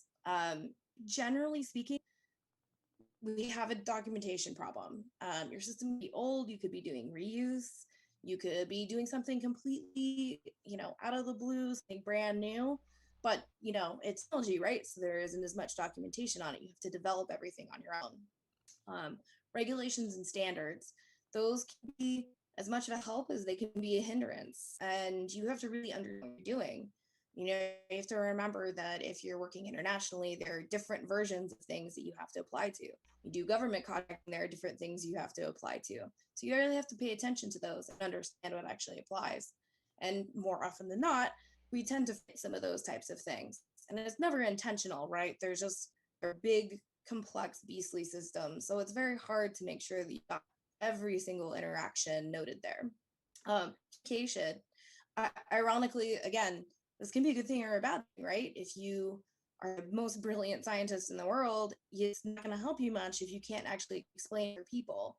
And in complex systems, you have that human element. So you have to actually talk to people. You're not building it for yourself. You're not producing it for yourself. You're not doing things only for yourself. You really have to actually talk to other people, not just the people that you work with, but your program managers, your customers, other engineers. And like I said, systems engineers are kind of unique because we are higher level than most of the other engineering disciplines. We provide governance, we provide the processes for them. So you tend to be the orchestrator of a lot of these types of things. So it's very important that you know and understand how to communicate. Interfaces can also be a tremendous issue. I've personally in a program where we had more than 45 different just interfaces, and some were like actual human people like picking pieces of paper up them into machines, like the kind of interface that everybody absolutely dreads because I don't even know how you model that, right? It's like human walking across, right? They can be extremely like that, and they can be inordinately complex, right? You're talking about human learning and AI and how that integrates into your system. So knowing and understanding what those are, especially when you don't govern them, is very, very important. Integration is another place where we stumble when we're talking about large, complex programs. Pulling those pieces together, how integrated test, what does that actually look like? What does that mean? How does that work when you aren't the one who actually is going to do the test, the integration at the end, right? You're the one delivering the product, or maybe you're delivering the product and you're performing the integrated tests, but you're not delivering the other pieces. That can be extremely complex, very challenging for any systems engineer. Scope creep is another huge one. We see this a lot, especially in defense. Things change as you go along. And when you have really complex programs, it takes a while to actually build what you're doing. So when you think about it, that scope creep becomes an issue because new technologies are coming out faster and faster and faster, and want to incorporate those new technologies. Your customers want to incorporate those new technologies. But the reality is you might not be based on the architecture that you'd originally put forward, a couple of years ago, right, when you actually started your project. So remembering balance that scope creep and make sure that you come up with a solution. But again, you have to be agile, but you can't always be moving around all the time. There are things that you can be flexible on. There are things that you can't. So, tipping back to Christina's presentation, flexibility, but flexibility within reason, right? You have to be very cautious of that with your architecture. Suppliers and subcontractors. We talk about this quite a bit because most of us don't make every nut, screw, and bolt for everything we do. We source those things. Sometimes we source, bolts, and sometimes we're sourcing huge components of the system, and we're purposefully subbing out things like a rocket motor or engine. And when you do that, you do have to understand that you're buying someone else's product line. You have to understand how that integrates your product, and even more than that, the standards that they're using. Because if you are a primary contractor, for example, you're going to have to make sure that they live up to your standards. And if they don't, you're going to have to go in and rigorously test their product yourself for your own use. So there are a lot of complexities that come in there. I think one of the biggest ones here, especially when we're talking about complex systems, and I've touched on it a little already, is insufficient testing. We really want to lean forward. We want to use model-based editing. There are some things that you can't sub that out for. And that's kind of, it's a hard balance. Putting all the things together, getting that to work appropriately, finding the places where you can do analysis versus a test versus a demonstration. Those are really big things. Those are big decisions, and they can't be made lightly. But the reality is, it's a systems engineer who generally makes those types of decisions for the program because you have that higher level of knowledge. You have the governance who understand how that's working. So stepping away from some of this, I want to talk mostly about this one single chart with a whole lot of not words on here. And I say that lovingly because I think the key here is figuring out how you actually overcome those things. You're the leader of the ship, you're the captain. As a systems engineer, it doesn't matter whether or not you're working on the system or component specification. It doesn't really make any difference. The reality is, to a certain extent, a leader. And that's kind of what this comes down to, is figuring out how you actually get past the point of just working on your one widget to pulling it up a higher level. And these are strategies that, like, I personally have found most effective. And I'm calling them C3. So realistically, control, consistency, and communication. And I was actually laughing during Christina's last presentation because she had some of the same lessons learned that I've gotten here. So not surprising. But from a control perspective, I don't in regulations, but like I said, figuring out the things that you actually need to do.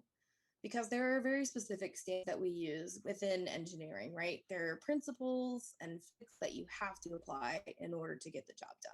You don't get to forget about physics and assume that your product's going to work, right? Like, those things have to be done. Those kind of fall into that same area.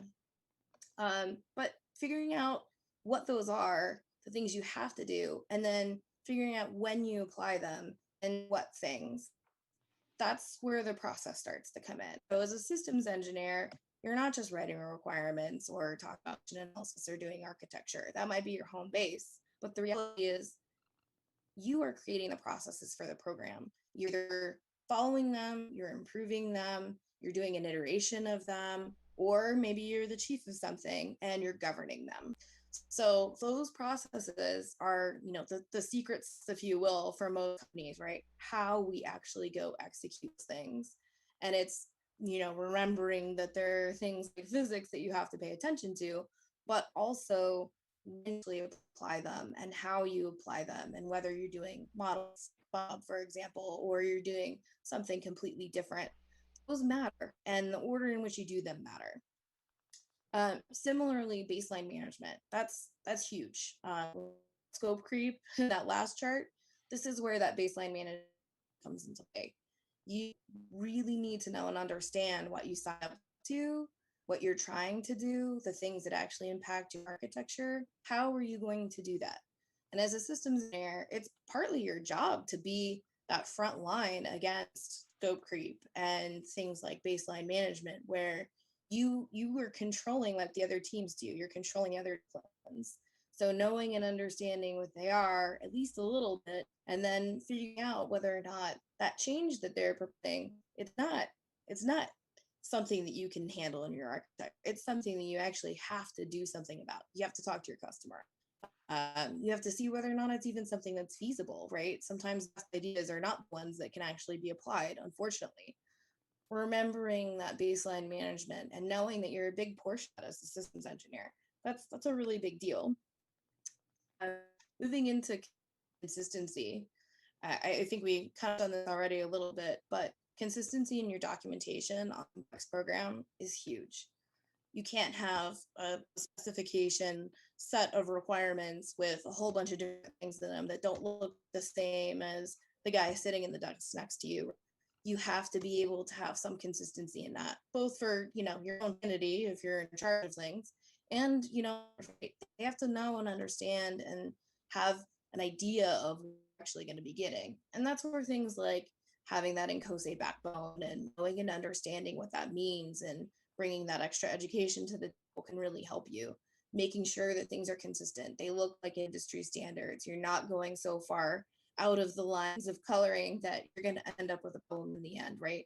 There's a reason why we do things, and there's a reason why we use consistency, especially in things like documentation where it's very visible. Application is another big one, right? You don't treat things differently that are in similar classes. Sure, there are reasons to do that, and we have to do that and think outside the box, absolutely. Remembering that you have to have that consistency in application going across. A lot of the times that's actually what customers are buying when they buy specific companies, you know, whatever, project X, right? They're buying the application of the processes that you developed as a company. And that's a very big thing. So understanding and knowing not only what they're, but how you actually apply that to your project, whatever your project might be. And I say repetition, right? Because again, this goes back to, why do customers buy one brand, one product over another time and time again? A lot of that's repetition, right? You know what you're going to get when you buy an Apple product. You know that it's going to be elegant and it's going to be a nice design. You know and understand that they've done a rigorous amount of testing. You know that stuff. That's why you go back and you buy it. And you're not worrying maybe so much about some of the price or some of the fees, you know, have come out great products, right? You're sticking to that one for a reason. And part of that repetition. So even when you're doing really cool new technologies, you have to remember that you're pulling repetition from some of the things you've done in the past. You're applying those good lessons learned. You're ensuring that you're doing the right thing, and you're doing it again and again and again. Last one, and again, it was, like I said, I was laughing before because communication's on my list too. You know, as systems engineers, like I said, you do have to communicate broadly. So, I mean, this is a short list of the people who you talk to, right? You're talking to all of the versions of engineering. It doesn't matter what job class you're in or what it is that you're doing. You're talking from the lowest level person to the highest level person on a regular basis. And how you do that is a little bit different as a systems engineer, right? Your communication to the team of one that you're basically a lead of as a systems engineer is a little bit different, right? You have to know and understand that picture, what that systems thinking view is. You know, you're not at the 10,000 foot view, you're at 50,000. You have to be higher than everyone to know and understand what's going on so that you don't mess up your architecture and you don't allow scope creep. So how you communicate to your engineering team is a little bit different than, say, maybe how you would communicate to a program manager. But then, you know, that's also a very important facet that, you know, you think about when it comes to systems engineering. We tend to be the people saddled up right next to our program managers and our project engineers. And we're there for a reason. It's because we're the ones who understand how to balance the technical against all of the costs and the schedule pressures that you get a program.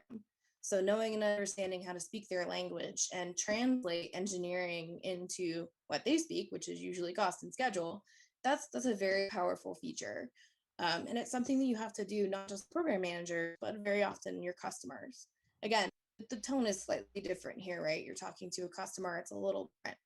But these are all things that you have to be able to do systems engineering well on a big program.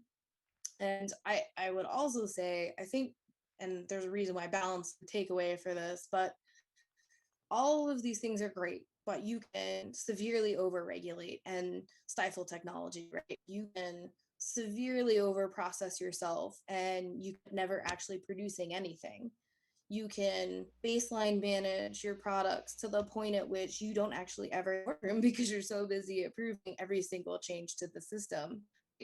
From a consistency perspective, right? Are you gonna pay someone to check every single document that comes out? Probably not, right? But the things you do need to do along the way. It's the same thing. I kind of already touched on this for communication already, but when you think about communication, balancing it, who are you talking to? What do they need to hear? What is it that they need to understand about what you're doing, what you're explaining from your technology, your perspective, your systems engineering viewpoint? Those are very essential to what systems engineering really is. And I think that's like, like I said, that kind of goes back to that conductor, right? It doesn't really matter whether or not you are literally the conductor, you're the chief of something, or you're the person sitting in the first chair and you're governing a whole subsystem, or you're the guy working the individual specification for a tiny component. It doesn't make any difference. As a systems engineer, you really have to follow all these things in order to actually be successful. And I think this is where the joy of this topic really comes in for me, because it's something that I think we talk about in general, but you don't really actually get to it until you're on the job, and then figuring out how you actually execute these things. That's pretty special. I think that's unique. And again, it's something that's unique not only to what company you work for, but even personally, the things that you're good at, that you like to do.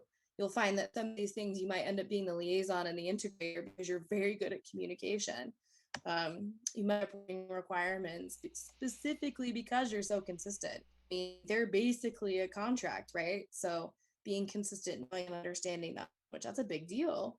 And if you're like control person, you're really good at process, and understand how to maximize it, you're probably going to end up a lead of something, or maybe a chief of something one day. So those are the kinds of things you need to think about as an engineer. And I think actually they're the attributes that admittedly I even look for when I'm hiring people. These are the kinds of things you to know and understand, not only as a systems engineer, but as, just in general, a kind of good person working in engineering, right? Because this is the stuff that really makes you successful. And with that, I am done. So turn it back over to Chris and Walter and say thank you very much for me. Okay, thank you, Meredith. That was a good wrap up. So now I'm going to, if you can unshare your screen.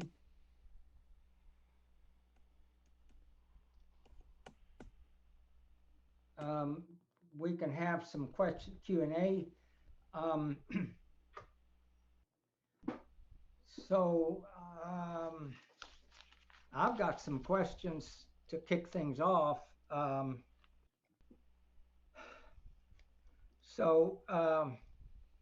Let's see, Shannon, I think you talked about loops. Yes. And sort of the V, so you've got this, the traditional V, but when you have humans, it's very unpredictable, right? So could you explain how you see the V metamorphosing in the future going forward when you have humans and these loop systems things going on? Yeah, so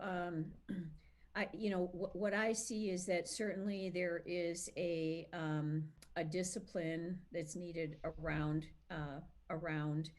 systems thinking, and I think that's some of the things that Meredith was talking about as well. Making sure the documentation's there, that there's consistency and some expectation for that. And that it's modeled well and there's good organizational learning. But one of the great things about the loops of learning that you get also with model-based systems engineering, kind of as a up modeling or remodeling of the V, of the engineering V, is that it gives you an opportunity for two loops of learning, because you're working in iterations, and you're working in you're trying to learn as quickly as you can. I think Bob used the terminology about, like, let's quickly get rid of the problems, I mean, or I'm paraphrasing, but let's quickly figure out what the problems are. Let's not go through the gated systems engineering V process until we get down, to the end where we're doing validation verification and find out, we have a huge problem even with the specifications from the beginning, and then you have to throw all of that work out, or at least modify it greatly and go all the way back to the beginning. So what we can do, though, is when you learn the efficiencies and the effectiveness of the loops in the thinking, and also how great it is, because if you're wrong in the V, and there are going to be there's going to be a lot of firefighting, no matter what you do, because these systems are so complex. So if you're wrong in the V, the costs and consequences are high. And also from a human systems perspective, somebody is probably going to take the blame for that. And so, a lot of times decisions are made to push projects forward because of, time constraints or budget constraints, or just the political or symbolic nature of what the project stands for. And so that's where we make big mistakes. So if you can chunk it in a different way and integrate, try the integrated systems model that MBSE allows for, Agile allows for that, the continuous improvement cycle of lean allows for that. So then that gives you a chance to kind of learn more than once about how to make the system better, because you're really on a quest there to maximize organizational learning, and minimize the problem. So it's a very different cultural setting. It's a very different context. And that's why we try to go for the thinking in loops versus a linear thinking in systems thinking. Okay, great. Well, thank you.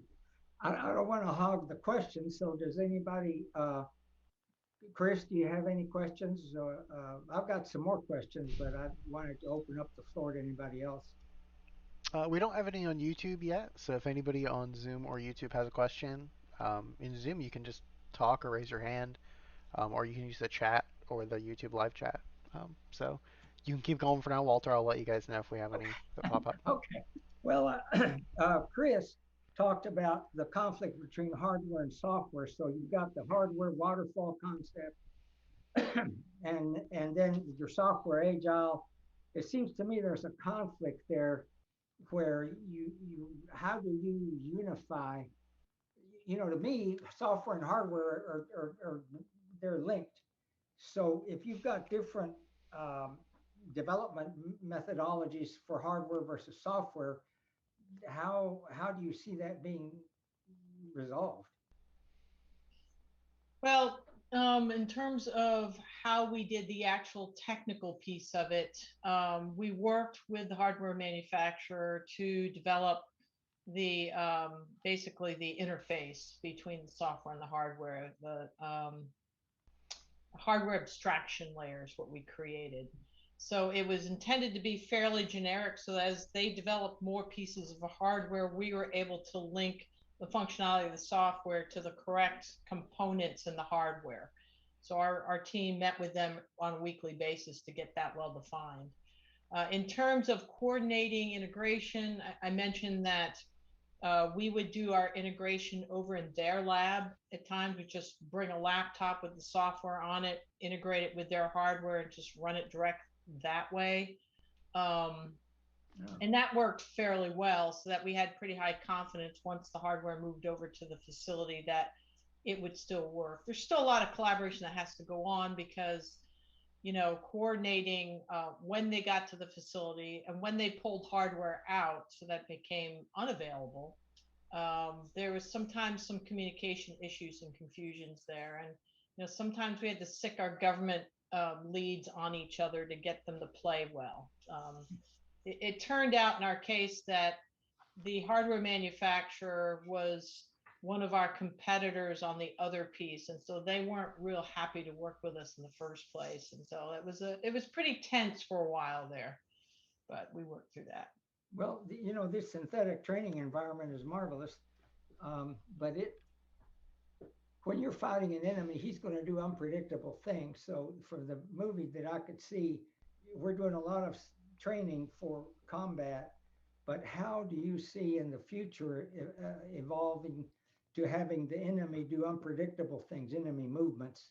Can those be injected on an ad hoc basis and have the combatants respond? Yeah, one way that they do that is in a lot of these simulation environments, they'll have people playing the role of the enemy. And so they're able to set up some basic behaviors and then inject certain events that occur in order for the trainees to react to them. And that now, one of the concepts that they put forward, and I've not seen it implemented and actually operating, is this idea of running these models over and over and having the enemy get smarter as you go, you know. And so by using machine learning methods, and a lot of that, you know, this lip service to machine learning, what does that really mean? It's all about understanding, you know, what aspects of the environment hinge on what you're trying to learn about, and then collecting that data in a way and then analyzing it and optimizing it so you can say, oh, they're really good at that. We need them to do these kinds of things instead.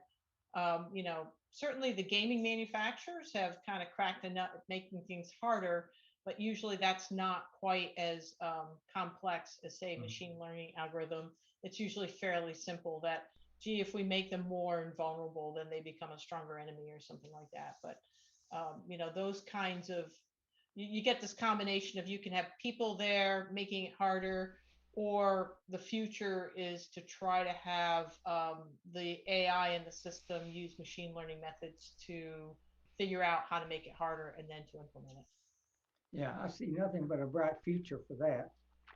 And Meredith, I was wondering, you talked about multiple systems engineers. Should there be a system engineer of systems engineers? In other words, because I can see in the fighter programs, and probably Bob in your 787 and future aircraft, how do you see that working out, Meredith? Yeah, so admittedly there usually is, right? And from a managerial perspective on a big program like that, you know, governance, we start breaking systems engineering down into the individual disciplines that, you know, we talked about, right? So oftentimes there will be requirements and verification and folks specializing. The bigger your program is, the more specialization there is. So first it's, you know, the basic categories, right, pulling things out and having people know and understand what those are, and then even more specialized as you go in. So if you take a big program like that, right, you can have architecture, and then you'd have like requirements and verification, and you might have test, and you might have integration hooks. And then inside of those, if you get more complex, you start driving down and it becomes component based. So you start talking about what pieces of the subsystem they're working on, so that they can provide that consistency overall. And then on top of those folks, right, you have the governance. So you have team leads, and then you have managers, and then eventually you do get to the top where there's a guy or gal, and they're the ones who ultimately, right? So you have your chiefs, your chief engineers, your chief systems engineers, whoever they may be. That's when we start. That's why we do things like engineering review boards and those types of things, so that the person at the very top can get some good understanding of what's going on at the bottom. They have good common understanding going across the system, and there's still a single person in theory who's making that decision, and they're putting their trust and faith into the individual folks who are governing those various areas or various products, depending on how complex your system is. Okay, so Bob, is the same thing at Boeing, the same type of situation. When I was at NASA, we would spend a lot of time in these reviews, you know, interface control documents and reviewing requirements and such. And it seems to me Boeing has streamlined that quite a bit. But do you unify the effort? Is there such a thing as a chief engineer over, say, a major aircraft program, or is it partitioned down further below that? There, of course, there's the program manager, and then there is the chief engineer, and then under that there's the chief systems engineer. So that chief systems engineer has a purview of the whole program. Well, purview of all system engineering activities. The chief engineer has a purview of the whole program. Okay, Chief engineer has to worry about structures, propulsion, payloads, cabins, and so the chief system engineer is worried about the stuff I was talking about. It's right. How do you manage the procurement of this stuff? Get it integrated, get it tested. Okay. If we have any questions, Chris? I haven't seen any yet. I do have a question for Bob, Okay. just for myself. I know you showed the network example of moving from an analog system to this more complex system, and really I think engineering or systems engineering is kind of going the same way. These model-based systems look super complex compared to a couple of pieces of paper, but in the end they have a major benefit for customers. So like in that case, I imagine instead of having how many thousands of wires traveling all the way through the airplane, they just travel a short distance to one box and then that goes to another box. So have you guys had any issues explaining this to your customers, saying, this looks really complex, but in the end it's going to save you money and weight and time, and it's going to be a great thing as the Yeah. customer kind of comes at it? Customer, it's the weight savings, which decreases fuel burn. Again, it's modular, it's plug and play. So when the system has to be upgraded, they don't have to rip apart the whole airplane. For example, putting a box in the nose and a box in the tail, right? Oh, you got to put in new wire bundles. No, that doesn't have to happen when you do an upgrade. So, and then because of the digital networks, maintenance is greatly enhanced because all these systems are outputting diagnostic data, and they get either sent by telemetry or get downloaded to a maintenance platform when the airplane lands, and then the maintenance people can figure out, okay, this is what the state of the airplane is. This is what needs to be fixed. This is the parts we need, and so it reduces maintenance costs, it reduces upgrade costs, and it reduces operational costs. Yeah, that was spoken of in this book. Very good. So do we want to? I'm kind of running out of questions. Do y'all want to have like a wrap up? Each one of you kind of wrap up the night with a couple minutes or whatever summary. Bob, you want to go first? I enjoyed the way all the talks overlapped. It was like they were curated to be an overlapping set of talks that built on each other. So I really enjoyed that. I really enjoyed the talk about complex system and block point technology and stuff like that. The one comment I had from the question period was it talked about the system engineering V and loops. And when we draw the system engineering V at Boeing, there's like a tornado in the middle of the V. It's not happy path coming in and out, it's spiraling. So you find something that makes you go back and do something else, right? So you go from the right side to the left side to the right side to the left side. And it's out in the literature now. We turned our system engineering V into a system engineering diamond, and the diamond puts a second V at the top, and the second V is modeling and simulation. And it shows what I was talking about, how you get that second V in advance of, you get the modeling and sim V in advance of the physical V, and then the modeling and sim informs the physical design. So again, you trap errors before you start building physical systems. Concurrent engineering at its best. Yes. Anyway, that's my summary. Okay, Meredith. I'm sorry, Shannon. Yeah, thank you, Walter. Again, just to echo what Bob said, it's just been really interesting and fun to be on the panel with all of you. So thank you, Walter, for putting this together. Sometimes you sort of feel a little bit alone, when you're trying to help people reconfigure paradigms and thinking around things. But it's really nice to know that the applications are there in the industry.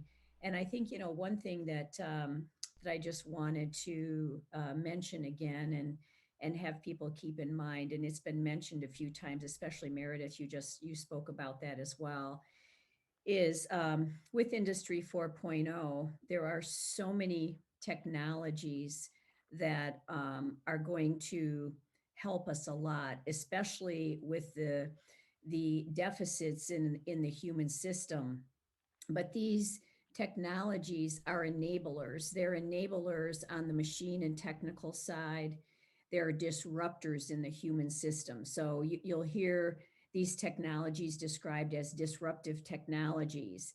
And that simply means that they're going to, for them to be used well and fully leveraged and optimized, that they're going to have to be different configurations of work, different ways of thinking about work, different routines and processes around all of that. And so that's the disruptive part. Like for instance, if you think about blockchain and what that does, if you decide to make the decision like Boeing did to bring blockchain into the organization, that changes a lot. I mean, that puts your IT department that's maybe traditionally kind of been off to the side in a supportive function, basically into the middle of the organization, because that is, there's going to be a whole different system architecture and flow of information that's going to change, decision-making processes and roles and things like that. And so, we just have to kind of be flexible, like Christina was saying, and flow with all this stuff. It's going to be fine, but just realize that there's a lot to think about. And I'm sure you're all going to have a great education there with Walter at UCF and with the support of AIAA and in COSI and other organizations, you'll be able to keep up with it. But you do have to be able to learn and be willing to be adaptive. Yeah, thank you. Yeah, we're going to circulate this presentation within UCF and outside UCF. So Christina, would you like to summarize your presentation? Yeah, I think, I kind of said, especially since I kind of followed two of the speeches, but Meredith kind of reinforced again this common theme that we have here, that, as we're moving towards more and more complex environments, it's really incumbent to take advantage of some of the tools. I really, excuse me, just seeing what's out there and being able to share these lessons learned. As you were saying, you don't have to feel like you were alone facing this. I worked in an organization, I still work in this organization where they don't quite understand how systems engineers really help. Besides, yes, you can go write those documents, which, that's kind of silly. We have to be part of the engineering process. They'll go off and do their own systems engineering and then say, okay, now you go systems engineer. I'm like, wait a minute, you just did it. What do you want me to do? So it's a challenging environment, and I appreciate the opportunity to share it with everybody, and hope that we get another chance to continue to collaborate as we go. Thanks. Okay, thank you. So Meredith, would you like to illuminate everybody with some words of wisdom to wrap up? I will certainly try. Once again, thank you. It was wonderful to hear some of my colleagues speak. I think the topics were really interesting myself. I was, on the side as well. So thank you to them. And both again, thank you to Walter and Chris for signing up. I think this is really fantastic. I think the one takeaway I have is, when you really think about systems engineering, you balance and you find your backbones through your education and things like in COSA throughout, your educational career. But the reality is it's actually a difficult field. You kind of actually have to do it. You have to on the job training, and a lot of the tips and things that you heard tonight from, I think, all of the speakers are sharing words of wisdom that come across from the years of experience and through your, advisors and your counselors at school. So just remember, take those things in mind. I mean, even when we teach things at Lockheed, we always, do the traditional thing, right? Raise your hand with how many years of experience, and right, raising them, and they slowly put them down with the number of years of experience they have. But the reality is, you kind of got to turn and look to the guy next to and see how much experience they have, and that's a lot of what systems engineering is. A lot of the lessons learned that we have coming out of this are drawn those types of things. So again, don't hesitate to ask someone else. That's a common thing in systems engineering. So use that education, use that backbone, and make good decisions. Okay. And again, thank you guys. Well, thank you. Thank you so much, the four panelists. These were excellent presentations. We're going to, Chris and I are going to sit down and polish this and get the sound back and where it was missing for Christina and so on. So with that, I think I'm going to go ahead. Chris, do you have any last things you want to say? No, thank you. Chris, Thank you Chris. everybody for helping out. Yeah, we got to specify which Chris. That happens all the time. Yeah, thank you everybody for joining us. Systems engineering was specifically mentioned in our last survey of our members as something that they want to learn more about. I think it was 80 or 90% were interested in seeing more systems engineering content. It's a huge part of the field in aerospace, and I'm really glad we can, do something like this, and hope to do more events like this in the future and more content on this subject. So thank you everybody for joining us. Yeah, like Walter said, we'll edit, get the audio back in there and make sure it's up.